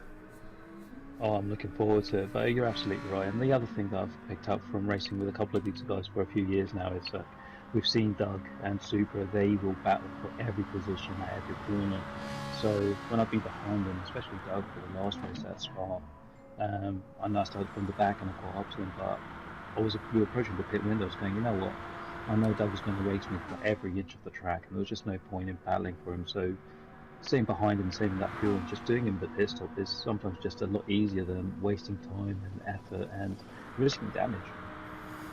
Well, and I mean, in my last season with GT Champions, the pit strategy won me a couple of races, just saving that little bit of extra fuel, being that extra bit patient, having to take 15 liters or 20 liters less fuel than everybody else in front of you. That picks you up 15-20 seconds of pit lane. All of a sudden, you gain a lot of positions that way. Oh yeah, and you're not battling anybody, and you're not stressing. It's literally the work is done at the pit lane. So you're absolutely right. So just having that, like you said, having that bit of patience and that little bit of foresight or strategy or forethought to outthink the guy ahead of you. And that does come with practice, ladies and gentlemen. I mean, we don't just jump on the racetrack, not running a lap once around these tracks and not knowing what the fuel's going to do or the tires are going to do. A lot of these races put in a lot of time in testing for fuel and testing for tires, testing different scenarios like driving with damage on the car to see how it affects the car, all these things. So And the one thing that that I've always been doing in the races, especially as you approach the pit window, is working out what your fuel burn is per lap if you're going to go max out, and then trying to work out how many laps you've got left, by the lap times you've been doing, and your fastest laps, and what your first lap was in qualifying. It's so you find yourself doing mental math as you're going down, hurtling down a track towards a corner at 160, 150 mile an hour. Does get quite full on. Well, it's a lot to go through your mind when you're on track, focusing at 130 to 190 miles an hour, depending on what class of car you're driving. It's a lot to be in your mind, and still focusing on your braking points and everything else that's going on around you as well. So, and I mean, every racer knows you go into a race with a picture perfect strategy, but when the race starts, that strategy can literally be thrown out the window in half a lap. So, yeah, you do have to be able to adapt. You do have to be able to adjust to different scenarios as well. So, and that's just common from sim racing as it is for real world racing. So one of my friends, he works for a GT3 team, and he's now managed to get himself head of strategy, and he has got 3 scenarios for every 10 minutes of on-track action. So if something happens in front of him, there's a safety car, full course yellow, he has got a strategy that leads on to another one, and he just constantly branches off from there. And you've got to be constantly on your feet, assessing what's going on ahead of you, behind you, and where you are in the race. And you're constantly looking at the track map and trying to work out gaps to everybody around. and we see Hellraiser coming into pit lane here for a second stop, and there's still just under 37 minutes left in the race here. So I guess the biggest question is he going to be able to pull this off without having to stop again? Very interesting. Maybe he'll go for a splasher dash towards the end. Maybe add another extra couple of laps. Maybe that's why he was pushing so hard to build the gap up to Tap. As we do see Top now taking the race lead there, and Doug just coming across that start-finish line here as well. And we see 750 coming into pit lane, and Hellraiser's going to come just behind Doug here. So Hellraiser in P3 at the moment. And he did take a full load of fuel on here, so 750 is much in the same scenario where he's just got just 4% fuel left in the car, so he's got to make his stop. And again, 35 minutes remaining in the race yet, so some of these drivers may not be able to do this in 2 stops. I reckon Super's going to have to take another stop as well, so that'd be 3 for him. It seems like that's going to be the case. You know, it's actually funny. We've seen Monkey Mafia go in and fix that early damage and take that full fuel load. And currently in the race, he's sitting there with still a half a tank of fuel. So when he does have to make his second stop, it is just going to be exactly that. It's basically going to be a splash and dash scenario for him.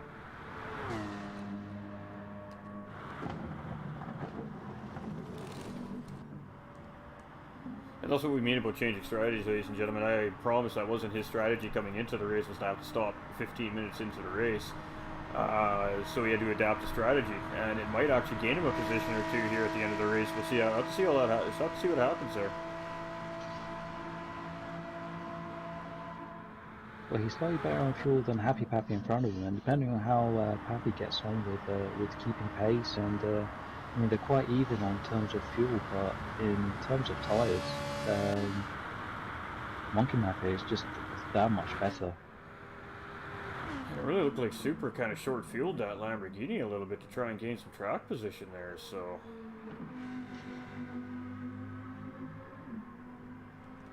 that's definitely going to make him have to stop another time, we think, for sure.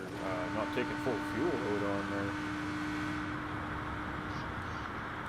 But then maybe he's listening in, because I'm seeing him now, and he is short-shifting that Lamborghini. It is quite possible. Some of the drivers could very well just be tuning in, listening while they're driving. Patron's having another good solid race there in 8th place. We still have Lone Ghost on track. I love seeing that. Love it. It's always good to see the guys keeping the faith, keeping the practice, because like we said before, it's all seat time, it's all track time. The longer you spend on the track, the better you're going to get. And then you hit that sweet lap, you know, with 15 minutes left or 20 minutes left in a 90-minute race, and you just hit that PB lap on the racetrack, and you build that little bit of confidence up in yourself moving into the next race. So you just never give up. You never know. No, absolutely. But I know Ghost has been one of the guys that's been spending a lot of time on GT7 as well, so I wouldn't be surprised if we saw him just take a massive jump in terms of performance from GTS to GT7. And I think we're going to see a lot more interest in league racing coming into GT7 as well. I don't know. It's just I got that vibe with GT7. It definitely does. That physics engine, that new GT7 physics engine, is something else. Like I've tried some various different racing, so like iRacing. I've had a bit of go of an R Factor 2, and GT7. I mean, it's not the same level just yet, but it's not. I wouldn't say it's a million miles off. It's definitely up there in terms of feel and physics. So you can actually feel the car moving underneath you, especially if you're on a wheel. Yeah, no, definitely the responsiveness is. Well, I mean, just picture yourself sitting in your everyday driver driving down the road at 130 miles an hour, and how these cars react in the game. It's about what you'd expect it to react in real life. So. Yeah. And the sensation of speed as well. I mean, that's the one thing I've always had a problem with GT Sport over is you just don't feel like you're going fast. Like you could be doing 200 mile an hour down a straight in like say Tokyo Expressway. You go, it just feels like you're doing 50 on a daily drive. But you get to GT7, and it genuinely feels like there is a lot going on. Like there's a lot of motion going past you. We're gonna take a look at something here, Chad. We were talking about lap traffic a little bit earlier in the broadcast, and we have got a perfect example of how lap traffic can maintain their pace and not lose a split second. So let's take another look at that here. We got a hair raiser coming into in the Porsche curves. He takes the inside line. Lone Ghost didn't lift up. He didn't give him a stitch, man. He just kept racing. And the same thing here as Doug's coming in. Comes into the inside line. They both hold their lines. Two nice clean passes on backmarker Lone Ghost there, and not one of those drivers lost a split second of speed there. That's what we're talking about, ladies and gentlemen. You do not have to give your race up to allow that lead traffic to go through. Those guys picked the right moment and the right spot. The backmarker held his line. Everybody got through there at top speed and nice and safe. That was fantastic stuff right there, ladies and gentlemen. That's a perfect textbook example of what to do as a backmarker right there.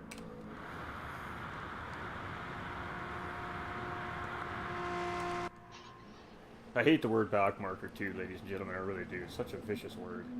We got to come up with a new, more friendly word for backmarker. Ah.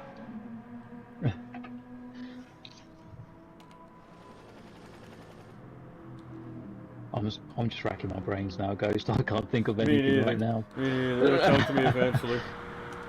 Maybe we'll put a poll up in the Discord chat and then have people come up with suggestions. I like it. I like it. This sounds like such a cruel word. It does. No, I completely agree with you. Nobody wants to be in that position, unfortunately. Someone's going to have to be first, and someone's going to have to be P10, P12, whatever the position is. But it just spurs you on to just try and do that a little bit better, and it's just not taking it for granted when you are in the lead as well.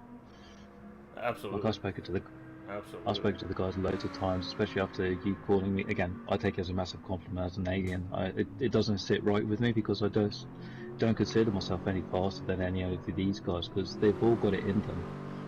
I'm just, I don't know, lucky that I've got a bit more time to practice and unlock the game, I guess. Well, bring alien mode with you on June 11th, my friend, because it should be an interesting day. It's gonna be a good test. It's gonna be a good test for a lot of the drivers on June 11th, just to see where they stand up against other drivers throughout the region. So it's gonna be a lot of fun. Well, I've already started setting up lobbies to try and practice to make sure that I don't embarrass the GTRC crowd. I'll be definitely trying to bring my A game for the race. It's going to be interesting. We'll make an announcement here probably in a couple of weeks about that, chat. We just haven't finalized all our details yet. We're still working on that. Obviously, there's 3 leagues involved with this. So yeah, a lot of moving parts, a lot of communication needed. But it's going to be epic. It's going to be a good one. I can't wait.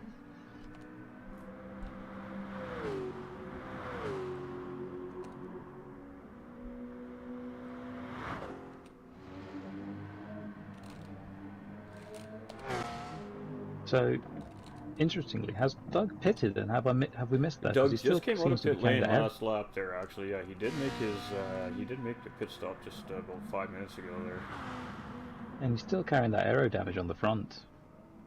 He is, he is. So we were saying a little earlier in the broadcast about how it really doesn't affect these cars too terribly much. Um, Doug obviously feels that way, as he didn't want to take the 3 seconds in the pit lane to fix that damage.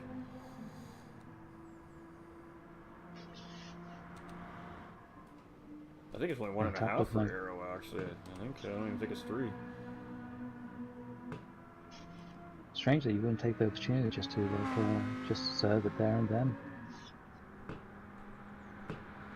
He does have 750 starting to close up on him here as well, so it'd be interesting to see if 750 can gain on him here. He's a little bit lighter in the tank on fuel. He's got fresh tires, and he's not carrying damage, so we'll have to see if he can close up on Doug here. Ooh, he comes sideways around the corner there. That's not going to be good for the tires, ladies and gentlemen. And here we go, ladies and gentlemen. Team Aston Martin is nose to tail, basically, here with the last 27 minutes of the race remaining. So let's see if these guys start pushing each other here a little bit.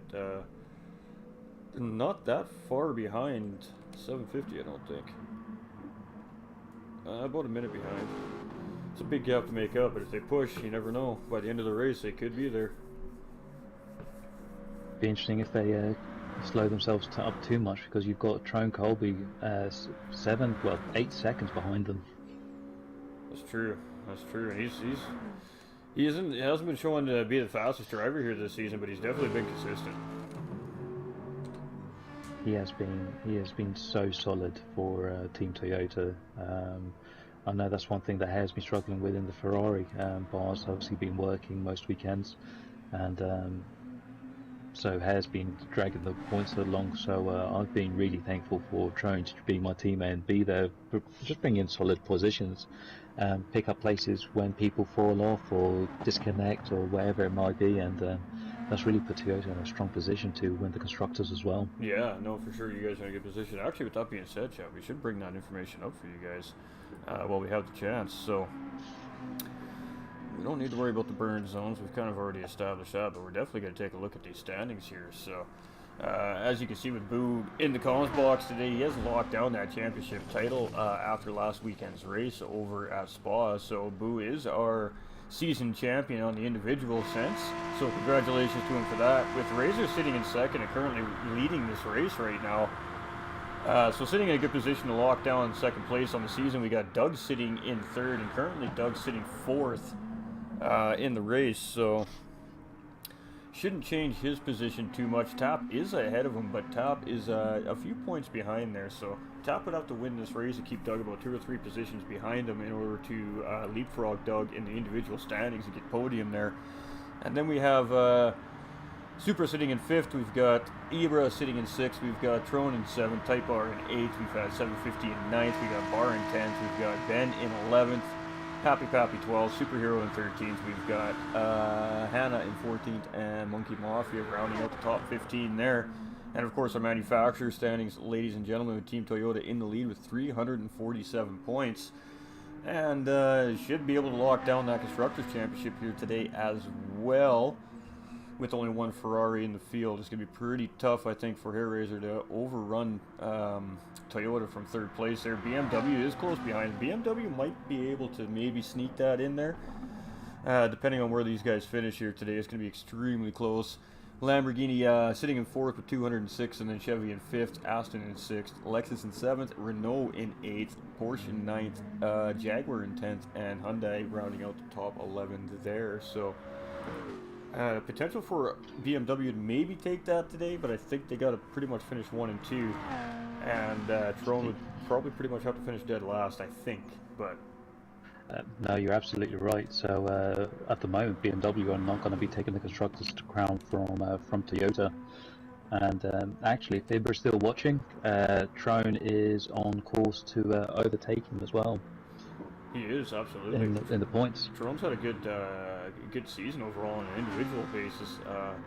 Not finishing on the podium every race, but definitely doing well in the standings. He's in the top half of that standings list as well, so you definitely can't take anything away from Trone. No, and he I believe he missed a few rounds as well, so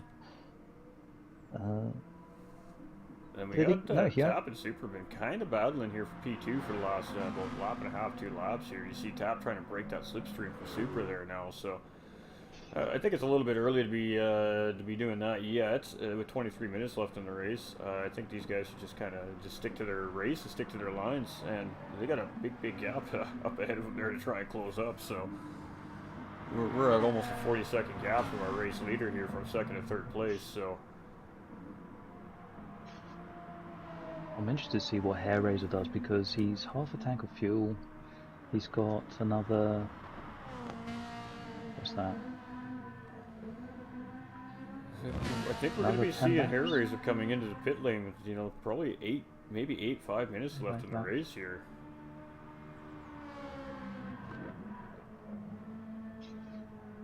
But likewise, Tap, maybe he's played a blinder because Tap is 39 seconds behind. If Super starts battling with him, you can easily see that gap growing again. Yeah, so Tap definitely needs to get the pedal down and just push. He's got the fuel to do it. I mean, he's got 22 minutes left. He's got a full tank of gas in that car, so he definitely has room to try and extend the gap on third place driver Super a little bit here, who doesn't have the room to push.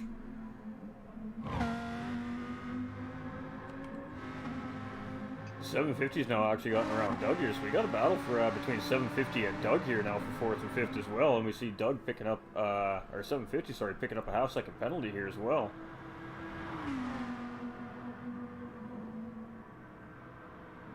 So Doug was looking very strong very early on in Le Mans, the race here today at Le Mans, and struggling a little bit, finding himself down in the mid-pack here now. And maybe not the best of ideas to leave that aero damage after that pit stop potentially there. Do you think it has anything to do with the battles early on? A bit scruffy between a 3 and a 4-way battle with the cars, not just letting let the pack pull away from the mid pack. Everybody save their fuel, save their tires, work as a group.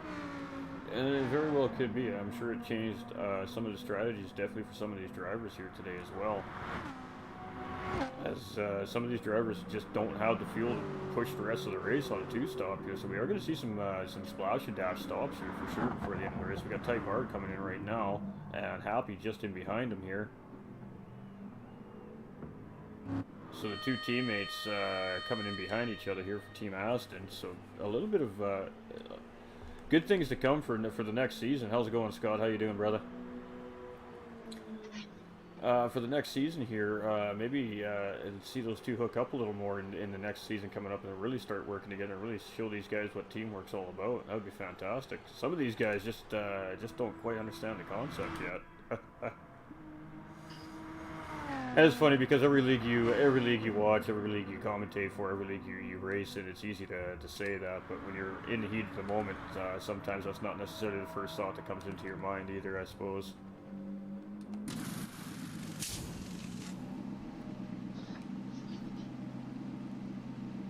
It does take a lot to be able to seed position to a rival, though. You can easily see why the red mist descends and your better nature doesn't take over. You sort of give it up, and you just get embroiled in a battle that you've probably realised later on going, that's probably cost me quite dearly. I think Happy Pappy's having an issue with his car as he's just sitting in pit lane here. The crew's just kind of staring at the car, wondering what's going on with it here. That's unfortunate because that looked like it was building up to be a nice battle. It was. And I'm pretty sure Happy Pappy definitely had the fuel on his Type R as well, so he potentially could have came out of pit lane ahead there.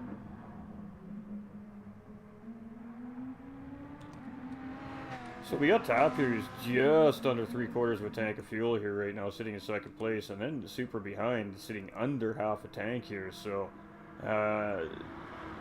really Tap just needs to just be patient here and not force anything with Super here. Hopefully he can keep Super behind him, but it looks like Super is starting to gain a little bit here now in that slipstream. So Hair Razor hasn't really picked up a lot more time since the last time we checked. He's picked up about a second, maybe a second and a half on these guys over the last couple laps. So he's definitely picking up a little bit of time, but he's not picking up as much time, I'm sure, as he'd probably like to see right now at this point in the race, knowing that he potentially might have to stop for fuel here.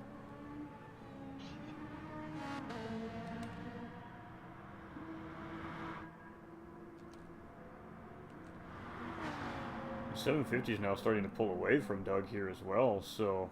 Whoa, 750 went really, really wide just as I say that, and there goes Doug back into P4. My bad, 750, my bad, my bad. Commentator's curse working a treat there. Yeah, that is fine, it's fine, ladies and gentlemen. Super has pitted in, clearly for a splash and dash. He's definitely going to come and top that tank off. I doubt you should have changed the tires here. I don't think that'd be the smartest move at this point in the race. Every second counts here now.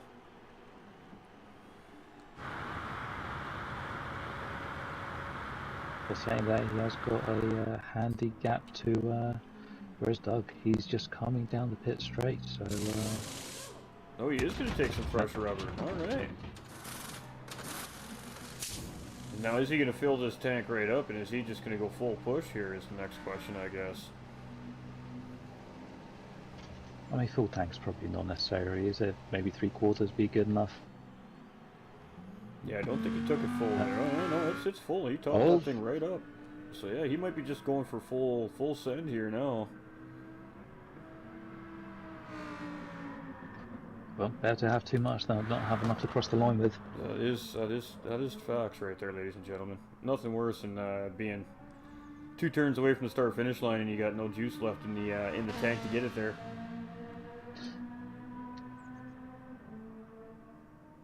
So Air Race is now almost 44 seconds up on the field here, so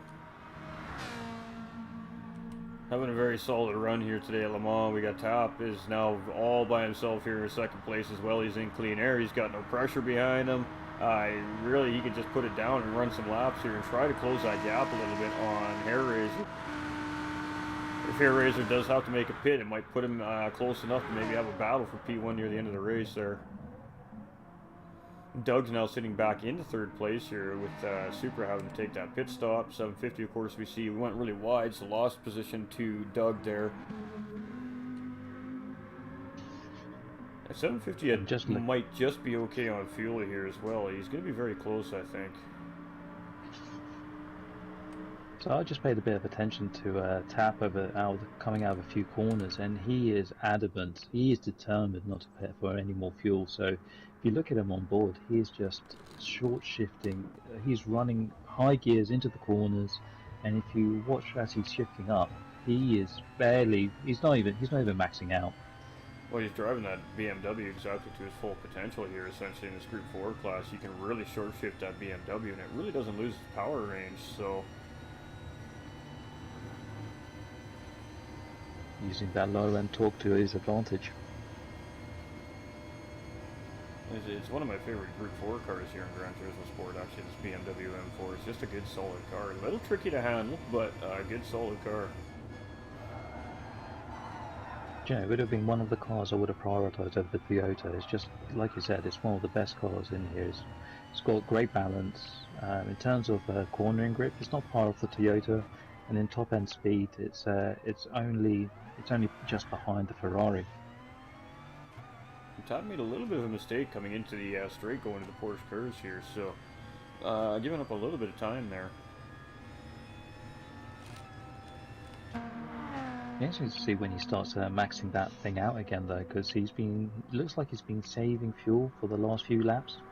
So I wonder at what point does he go, you know what, I've saved enough now, I can now just go full beans all the way through.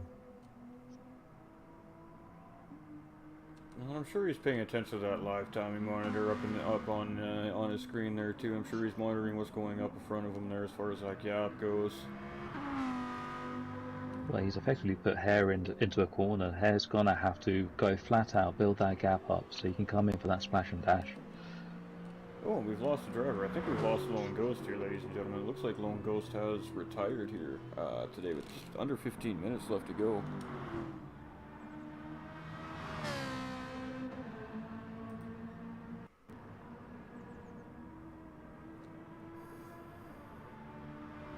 Ooh, and Harry's definitely pushing. He came around that corner really, really wide there. He just kept it in the track limits there.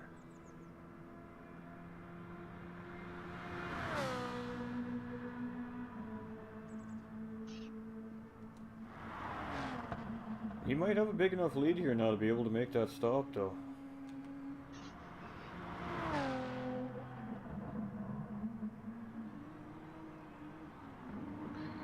Question is, at what point do you decide to pull the trigger and come in for that extra bit of fuel? And do you wait until the end when you're running on fumes, or do you do it? Do you do it sooner? That's a tough call. That's a really tough call. I think if I'm looking at that gap and seeing 50 seconds, I think I'm going in next chance I got at this point.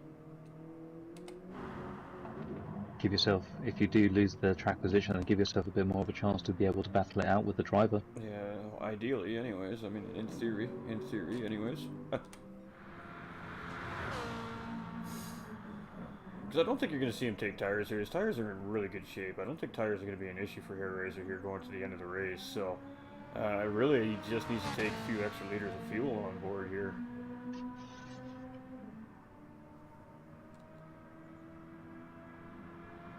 Although, interestingly, they are slightly further worn to Taps, so they're clearly older, as you'd expect. It's not just because Taps just been not necessarily going slower, but conserving his car for the final push. It's like Tap knows the situation going on up in front of him here. He's just trying to play it just perfectly there.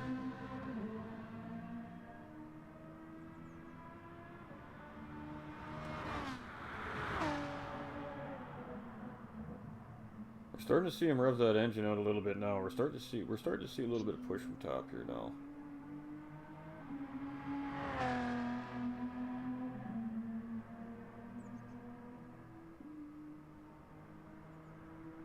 Definitely two of the top drivers of today's race, and it's interesting to see the battles going on as well, because Hare really needed to solidify second place in the championship, and Tap's gonna make sure that Supra can't catch him up in the standings as well. Tap had a very great run today, showing that he definitely belongs at the front of the pack here the last few races here as well. So he's come from contact, he's come from some penalty issues in the races, and he's still managing to finish up in those top 3, top 4 positions. So at the end of the day, as a racer, that's a pretty good race.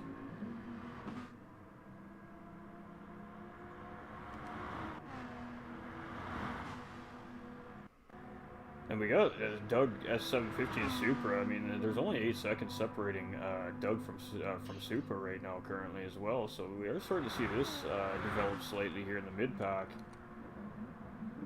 So we might have a battle for P3 here coming near the end of the race as well. However, 750 is really nip and tuck on fuel here.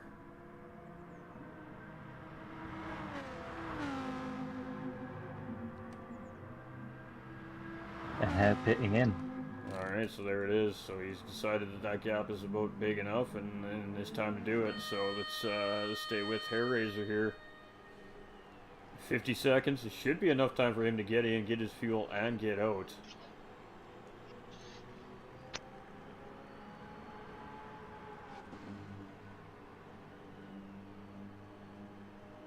Oh, the anticipation, the suspense. As Tap is coming through the Porsche curves as we speak. We still don't have Hellraiser in his pit box yet here.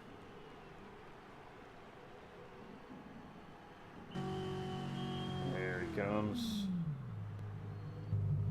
No tires, just fuel. Tap just coming straight down towards the pit entry. This is going to be close. This is going to be very close. That's one done.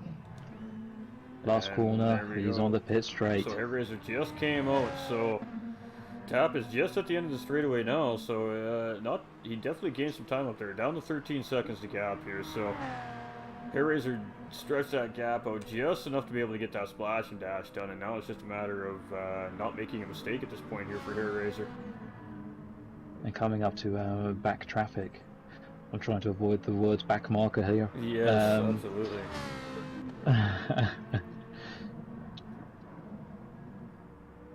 Actually, this probably play into Hare's advantage, because he's going to be able to suck himself up onto that advantage and just power up down the straight, because Pappy's going to realise, there you go, he sees him.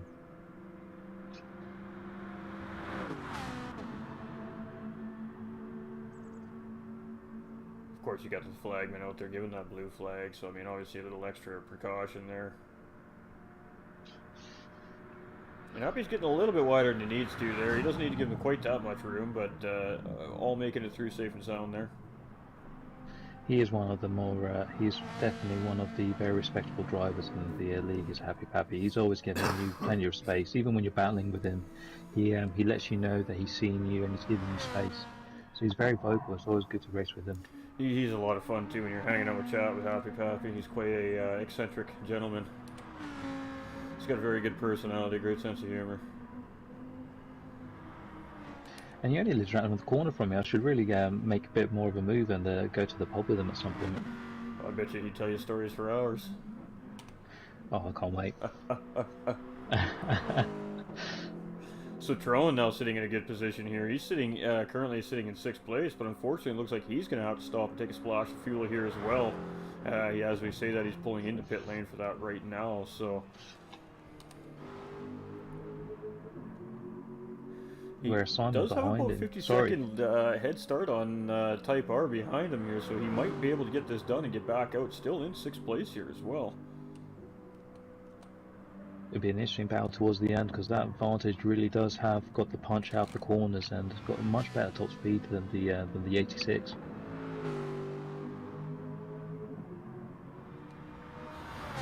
But I mean, Happy Pappy in that Aston isn't just, you know, Hair Race is not just driving away from him here. I mean, he's still within distance, sight distance still. Aston Martin definitely has some juice in it.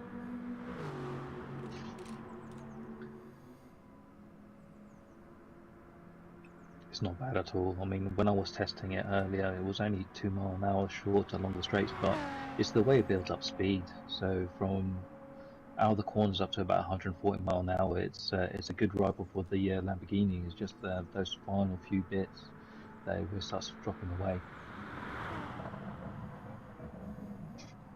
Tap looking very solid here in 2nd place as well. He's got a 45-second cushion on 3rd place driver who's currently Supra at the moment here. So putting a full tank of gas in that Lamborghini, potentially paying off for Supra here as he's now gotten around Doug for 4th place.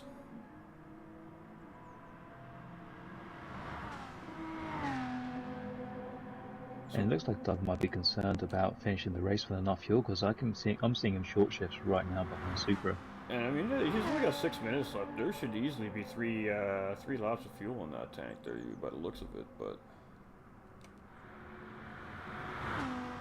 again, with the aero damage will affect that a little bit, ladies and gentlemen. I mean, it doesn't not affect anything. Obviously, you're going to lose a little bit of speed, but it's also going to affect your fuel mileage and your tire wear in the car. So it will affect that to some extent. But again, in these Group 4 cars, it's just not really significant enough to be super concerned about it. The one thing that's come to my mind, Ghost, is your comment earlier about these guys doing an excellent job of picking up penalties. I'm just thinking, how much closer would it be right now between our front 2 runners, and if Tap was just keeping it cleaner, just that little bit more during the race? Especially between 3rd, 4th, and 5th there, in the first 5 or 6 laps there, I think they probably accumulated a total of about a minute in penalties between the 3 of them throughout just those laps alone. So it definitely hurts your pace and your distance from the guy in front of you a little bit. Absolutely, but equally, it's impressive they've managed to keep the gap to so respectable, like 14 seconds, especially around Lassard. Like if this was a 24-hour race, and you said you're 14 seconds, 15 seconds behind the car in front, you're basically neck and neck. Exactly. Unfortunately here, a 14-second gap with just under 5 minutes remaining at Le Mans, it probably means you're not catching that driver unless he makes a mistake. Fairly significant mistake.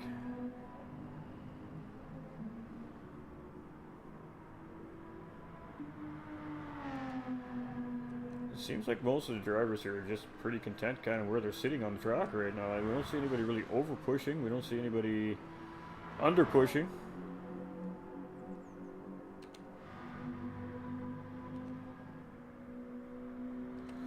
And Trone does come out ahead of Type R, so Trone does maintain P6 there as well. Coming out of pit lane for a splash and dash there, so great job by Trone. But you can see Trone though just maxing out at 6th gear, 160 mile an hour. He's just buzzing off that rev limiter. Yeah, that's really unfortunate because that definitely does slow the car down, and of course heats up the fuel a little bit quicker too when you got to rev the car out like that. suppose just looking at our top end speed, but it's been a good car all season. Well, we can't complain too much. Every car's got its own strengths and its weaknesses, and that Toyota's it's been a good car for pretty much the majority of the tracks. We've seen Ferrari and BMW excelling pretty much throughout all the tracks this year as well, too, except for that rain race. We've seen a couple of different cars excel there, but for the most part, it's definitely been Ferrari and BMW and Toyota kind of owning the racetrack here this season. So hopefully a bit more of a balanced campaign in GT7 is what we're really hoping for. With that new improved physics engine, like even the front-wheel drive cars, I don't know if you had a chance to experience them yet, Ghost, but it's absolutely fantastic in this game. The LMP1 cars are fantastic to drive in the new game as well. Absolutely fantastic to drive.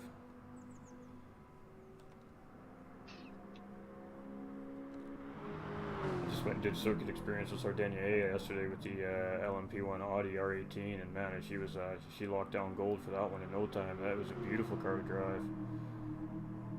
Oh, it's just so enjoyable, isn't it? Especially when you got a steering with force feedback set just right. It's a whole new experience for you. Full sending corners. You're not used to full sending on GT Sport. Oh yeah. Woo. Pucker factor, baby. Pucker factor.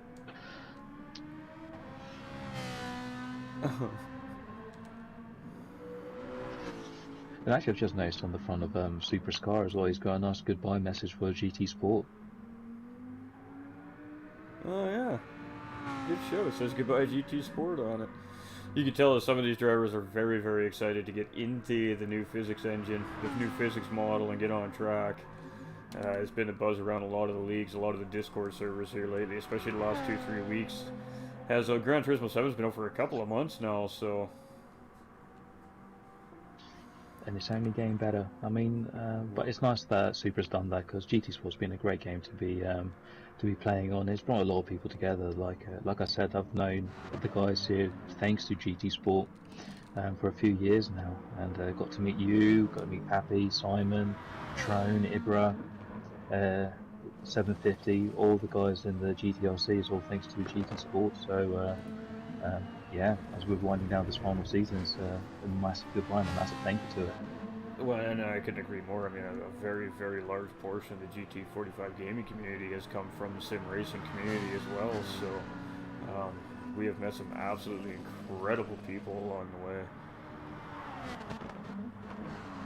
And for us, you are definitely one of them.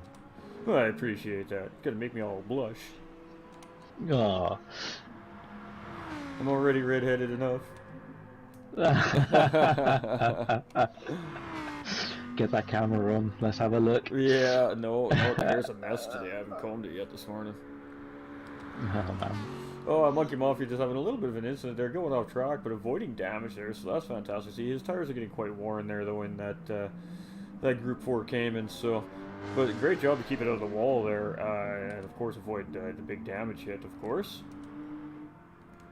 Absolutely, and it's still a great experience. Like, it's never ever be disheartened, even if you're at the back, at the front, if you're having a bit of a bad race. It's all experience, and you'll just be banking that away for the next time. We'll have to keep that in mind here for about another hour from now, ladies and gentlemen, when I'm getting my butt beat on Monza. So. You gonna be streaming that live for us to watch? Yeah, it'll be on my channels. I'll shut this one down and I'll fire that one back up after the drivers' meeting is done. As we've missed that, but Doug's finished the race. Oh, we did miss it. So Doug coming at P4, just coming in behind the timer there. So that should make 750 coming across right now.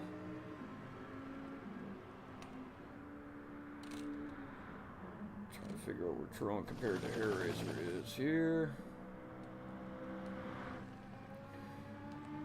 Try and be finishing the next before, one to come, yeah. before. Yeah. And then I believe Type R will be right behind.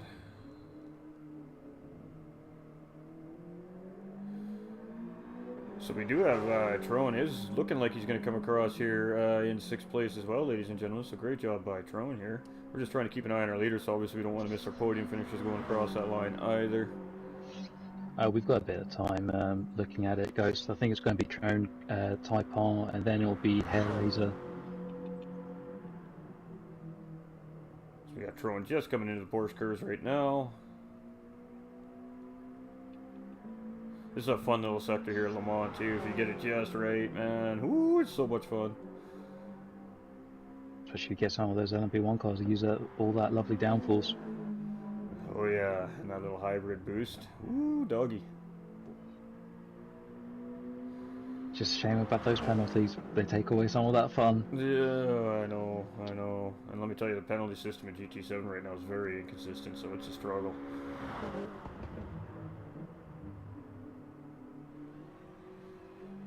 Great first chicane there by Tron as they're coming into the final chicane here. Great exit out of there. That was a great set of chicanes by Tron there. Finishing in P6 here today in our finale. It's a great job by Tron. Really good race for Tron there today. Fantastic by my teammate. I'm not being biased at all, but he's done a fantastic race. Probably the driver of the day. I would have to agree. He was in the back of the pack for most of the race, and a little bit of strategy ended up getting him up into P6 there. So, Type R coming across in 7th there. We got... Where's Hair Razor? In the Porsche He's curves. coming through the Porsche curves as we speak. Kind of figured we better check out our leader here. And Tab did a really good job at not really letting Hair Razor get too much further ahead there either. He's only opened up about 2 more seconds on that initial gap from the splash and dash there. So Tab did do a good job. You can see Hair Razor is absolutely excited. He's already flashing them headlights. I think he's going to be one excited boy come podium interviews here today. He's done a fantastic job. It was a really fantastic race. Textbook by Hair Razor here. Congratulations on that finale win. We got Tap coming around here right now as well.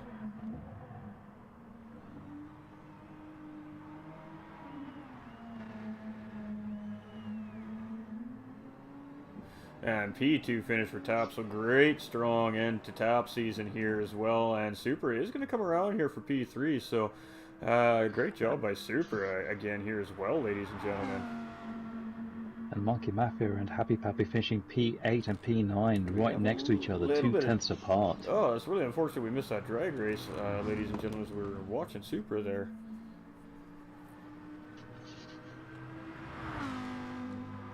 And our final finisher tonight will be Supra.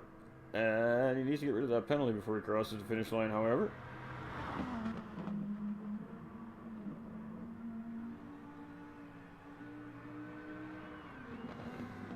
Kind of a tough scenario when you're right after the final lap of the race and you got to bleed that penalty off, but it's there, you got her done, so... Well done, Supra, making the most out of it. Absolutely great job there by Supra. I mean, obviously we did see a lot of these drivers battling really hard early on in the race, and potentially that's what cost some of these drivers a potential shot at that victory today. So, Hair Razor got out in front of that battle early, quickly got away from that battle, and at the end of the day, it paid him huge dividends today at Le Mans for the race win here. So, let us take a look at our unofficial results, of course, ladies and gentlemen. Everything is unofficial until the stewards have done their job in behind the scenes. So we do have Hair Razor finishing P1 with fastest lap on track as well, ladies and gentlemen, at 4:18.128. Tap finishing in second, Supra in third in that Lamborghini, Doug in fourth in the BMW, 750 in Lamborghini in fifth, Tron in that Toyota 86 in 6th place, Type R in the Aston, Monkey Mafia in the Porsche, and Happy Pappy finishing 9th in the Aston, and Lone Ghost retiring with about 15 minutes remaining in the race there. So, great job by all the drivers here on track today. And we're going to bounce over to the other chat so we can do some driver interviews. So I'll meet you over there, Boo. I'll see you in a bit.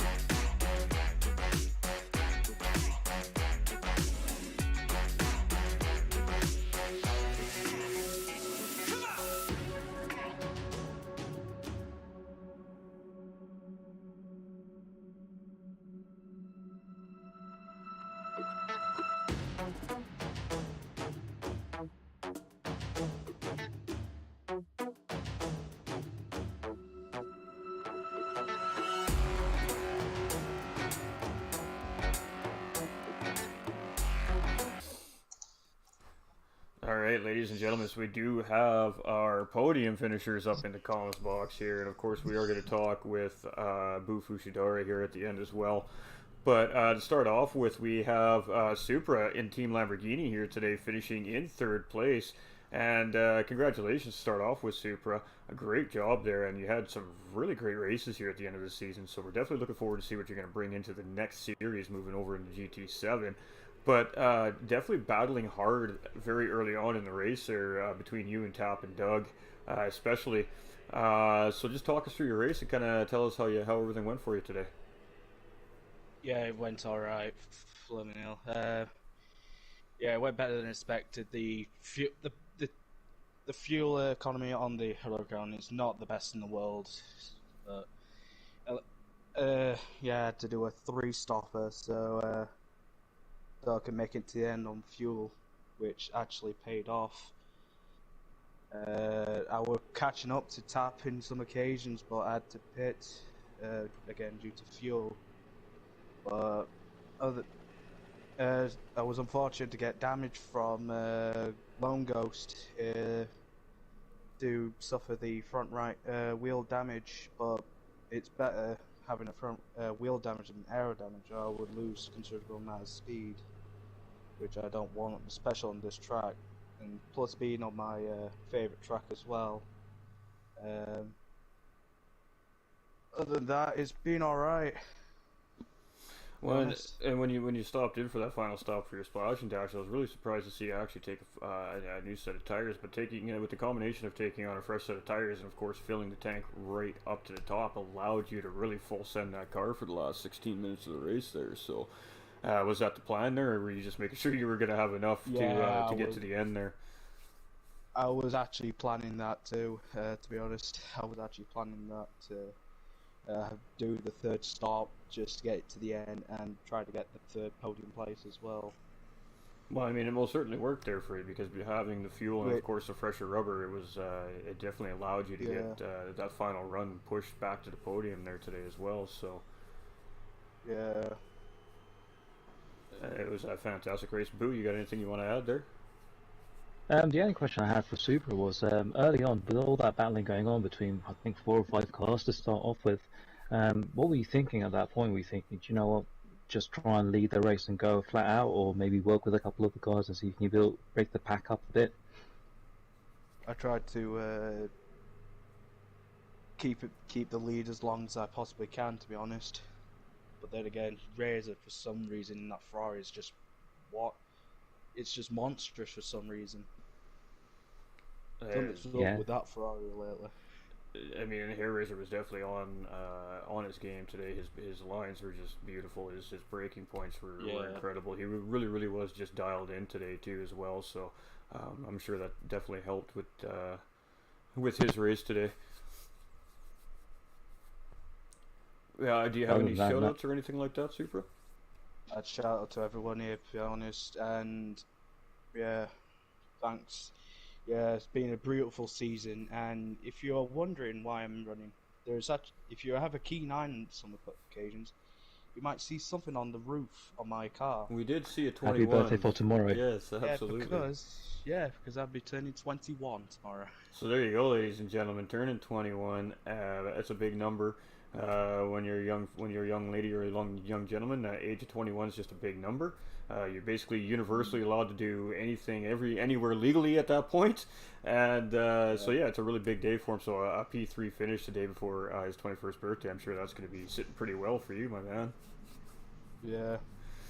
All right, well, congratulations. And again, a really strong season, especially the last 4 or 5 rounds of the season here. You really came on in that Lamborghini. It seemed like you found your comfort zone.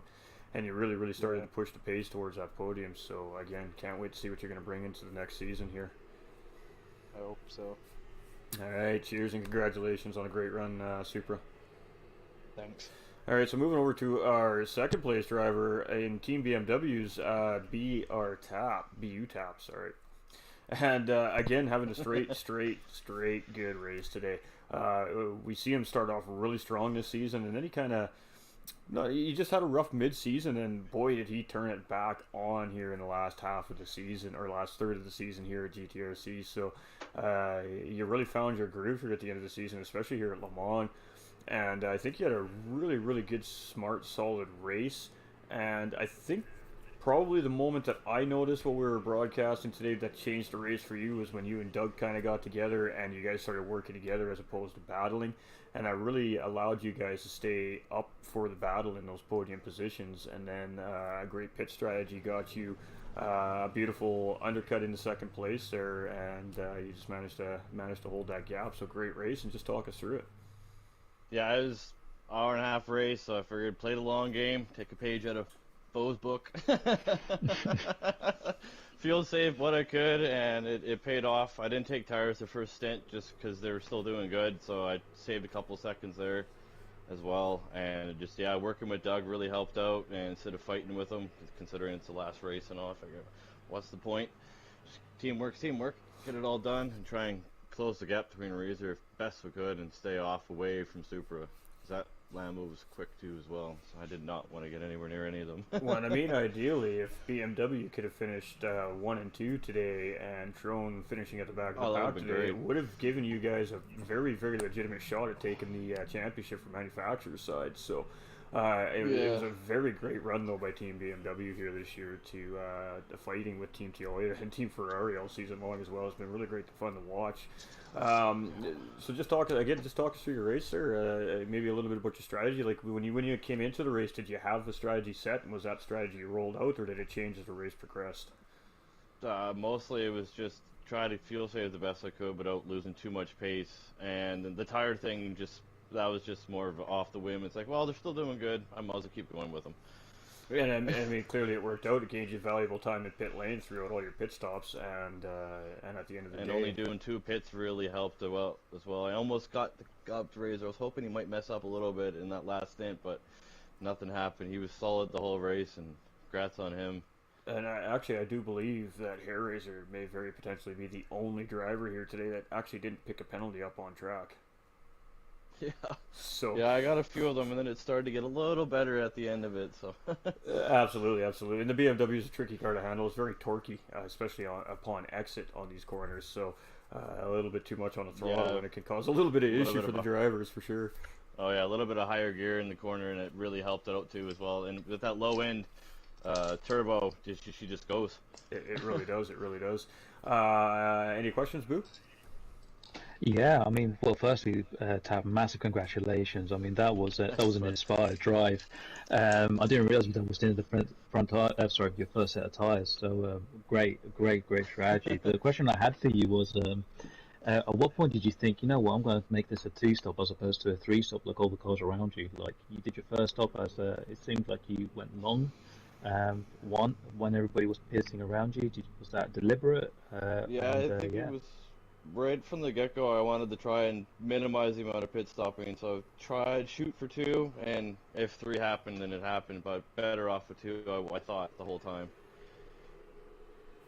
Good man. No, but honestly, man, that was really impressive. I mean, you said to take a leaf out of my book, but I think you just rewrote it. Thanks. Yeah, I do believe you were the potentially. I think there was only 2 drivers in the whole race that pulled a 2-stop race. I think everybody else had to take just a little bit of extra fuel for a 3rd stop. It was. It was a 3? Yeah. Perfect. Yeah, me and Type R also 2-stopped. Right. Nice. So Mine was a bit of an extra long one because of old age. Well, it must have been starter issues trying to get out of pit lane there, right? You know. And thank you guys for hosting all this, and you guys commentating every race and everything. It was great work from everyone. And shout out to the fans! Woo! To the fans, baby! That's what we like to hear. That's what we like to hear, ladies and gentlemen. And congratulations on a really strong finish to the season, Tap. And can't wait to see you next season. The Peace Chicken Race, I'll be back. Oh, that's what we like to hear, baby. That's what we like to hear. All right, and Hair Razor coming around before you even got to the chicanes on the final lap. You were there flashing your headlights. You were yanking your car left and right. So clearly very, very pleased with your drive here today. And congratulations on the race victory. It was a very solid race victory here today. And Thank you. you got stuck battling pretty hard very early on in the race there in that 1 to 5 positions there for the first 3 or 4 laps. But it seemed like once you kind of started to get about a second and a half ahead, you just decided, you know what, nope, time to put it down a little bit, open it up, and from there on in, that was pretty much your race, was just open up that gap and hit your marks. So just talk us through it. Yeah, when I knew that there was a lot of faster cars, like the BMWs and the Lamborghinis, and the Astons were quite quick as well. But I know that my car was fairly quick. But the thing is, if you go out in the front and you get a bit of a lead, the other cars seem to fuel save behind, and that's not the strategy I wanted. So I thought I'd switch it around a little bit and stay behind some other cars and save my fuel and let them battle it out for a little bit. Then I go in front and then I let them battle it out. And then when I came to the first pit stop, obviously I saved quite a bit of fuel then, and I just took off from there. And I thought, wow, I've got to put the foot down a bit, and yeah, I did hit all the marks, which just said I didn't pick up a penalty, which I was very surprised about, and I think I drove pretty well, to be honest, today. It sure seemed like every time we were on your car with the cameras there, you were just it was textbook laps around Le Mans here in a Group 4 car today. It was really, really fantastic to watch, and Thank you. it was just a really good solid drive. Thanks. And And obviously, I knew I had got 3 pit stops, and I know that Tap had. I know that he did 2, but I didn't change the tyres in the last pit stop. we did see that. I actually we did speculate that you weren't going to take a tire change there. Obviously, only having 50-second gap on Tap when you went into the pit lane there. I'm sure you knew that if you added a tire change to that, it was just going to be way, way too close. So I would have done the same thing in your position, with the tires being in as good a shape as they were on the car when you went into pit lane there. Yeah, that was a last minute decision. I thought, do I change them or not? I thought, no. I want to keep that gap. And I mean, if you would have changed the tires, you would have been looking at about a 7-second gap by the time you came out from Tap coming up the start finish line. I estimated, give or take, if you would have taken tires. So Yeah. it would have been a much different end race scenario, I'm sure. Yeah, maybe. Yeah, maybe. And of course, Boo, you have anything you want to add? I know that Air Race has been one of your main competitors all season long, so I'm sure you got something to add there. Yeah, no, mega race here. It was textbook watching it. I mean, it was almost flashbacks to Monza. Looking at it, the way that you seem to have played with the traffic around you, making people work harder than they probably needed to. It was really, really good to see, and it was obvious to see what was happening there. The question I've got for you was, in between your second and your third pit stops, obviously Tap's there. Were you wondering, is he going to splash and dash? Did you feel any pressure or any worries from him? Because he seemed to have kept you within like a pit window, if you like. Yeah, he did. I was thinking, obviously, when I went after the second pit stops, I was thinking, well, Tap's in front of me, and I was thinking, is he going to pit again or not? But yeah, you're right. I had to, like you say, hit all my markers and make sure, because I knew that I was pulling away on time if I hit all the markers, and then of course just a little splash and dash at the end. Which saved my bacon, I think, to be honest. No, you did a cracking job, man. It was good to see. It was interesting watching both those strategies play out, and no, you did a cracking job. You've been doing a cracking job all season, so looking forward to racing with you again next season. You too, mate. You're doing really well. Congratulations on being the season winner. Well done. Oh, thank you very much. Absolutely, and of course, any shout-outs here? Yeah, I'd like to shout out, obviously, my lovely wife for putting up with me for racing all this time, and congratulations to all the owner of the league and the commentators and the drivers. Every driver is important, and big shout out to my fans as well. Absolutely. So there we go. The most important shout-outs right there: the wife and the fans, ladies and gentlemen, and of course. all the guys behind the scenes over at the GTRC, guys and gals, ladies and gentlemen, doing all the work that we don't see, of course, on the broadcasts, doing the officiating, setting the rules, setting the series, doing everything that we see here on screen. So, huge round of applause for all the staff at the GTRC. And we are going to take a minute, of course, to talk to our series champion, Bufu Shidara. So, congratulations, man, on a really well-driven season. You were kind of just on a whole different level than the rest of the group, it seemed like, this season. You had good battles between yourself, Doug, and Hairraiser all season long, which is fantastic to watch on a viewer's standpoint. And just talk us through your season. I know we asked you this at the beginning of the broadcast, but now you get your official champion interview here, so... Oh man, I wasn't expecting this. So, well, one, thank you very much, and thank you to all the drivers as well. Like, I was not expecting it at the start of the season. Starting off with Bathurst, I was lucky to win that race.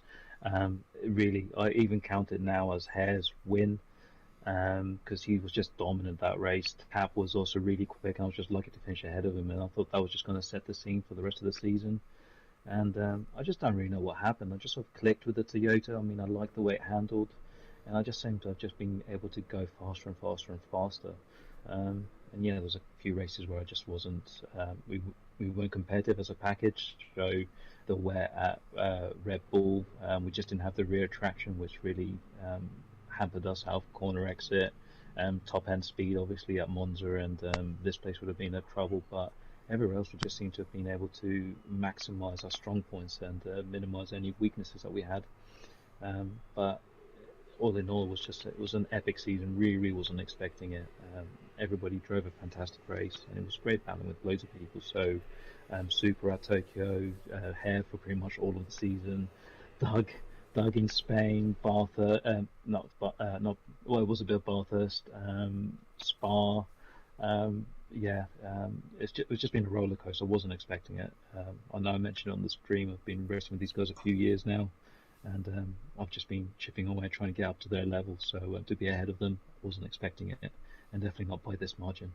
And like we were talking about a little bit earlier in the broadcast too, from my point of view anyways, broadcasting all season long and watching your victories and watching how you're handling yourself on the racetrack, at the end of the day, a very large part of endurance racing is strategy, and you were definitely on top of the charts when it came to strategy, coming into every single race, and not necessarily maybe not being able to stick to your initial strategy, but being able to make that adaptive ability right on the fly depending on the situation. And I think that really does play a very large part in every racer's race in an endurance race as well. So with the combination of great pace, great patience, lots of respect on track, and some great strategy, I think that was your absolute key to success this season.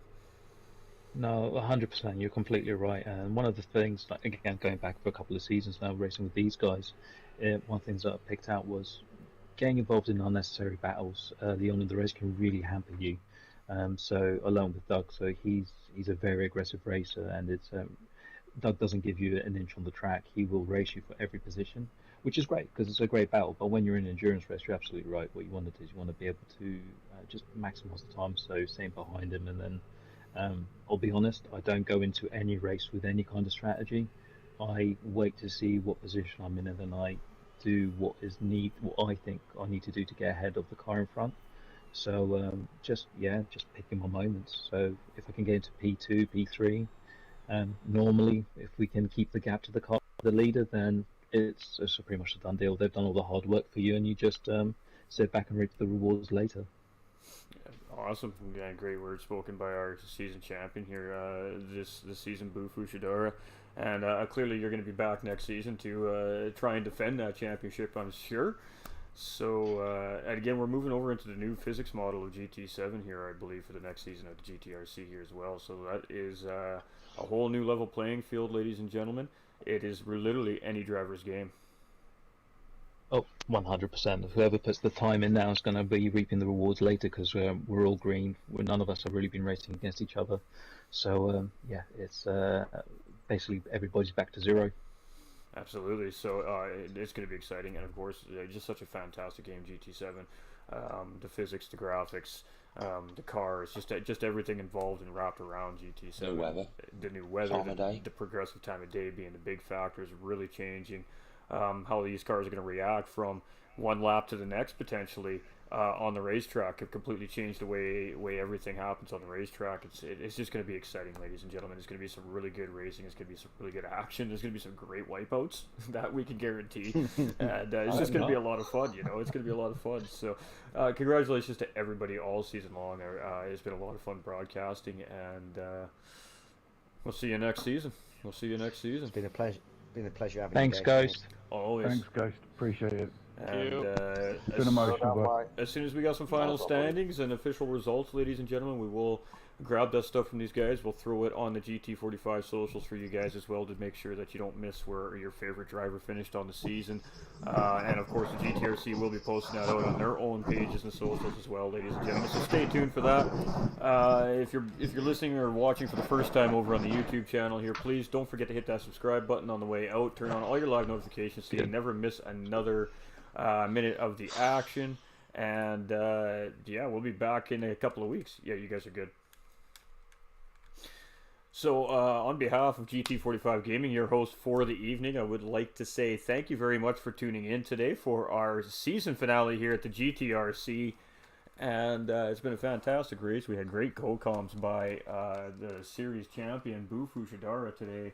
And he had lots of great insight into the race, the league, and what the driver should and shouldn't be doing on and off the racetrack in certain situations and time of the day on the racetrack. So it was really great having him in the box, and always a pleasure, of course, to be sitting there with a champion. And just thank you so much for tuning in. This is the GTRC Manufacturers Group 4 Series. This was round 14, and we finished her off at Le Mans with a 90-minute endurance race today. So thank you all for watching so much. You're all absolute legends. This doesn't happen without all you amazing viewers and race fans all around the world. We appreciate all your support. We love you so much. And most importantly, ladies and gentlemen, stay winning. Thank you so much for watching the broadcast, and we'll see you all very soon in the next season of GT7. Much love. Peace and love, baby. Peace and love.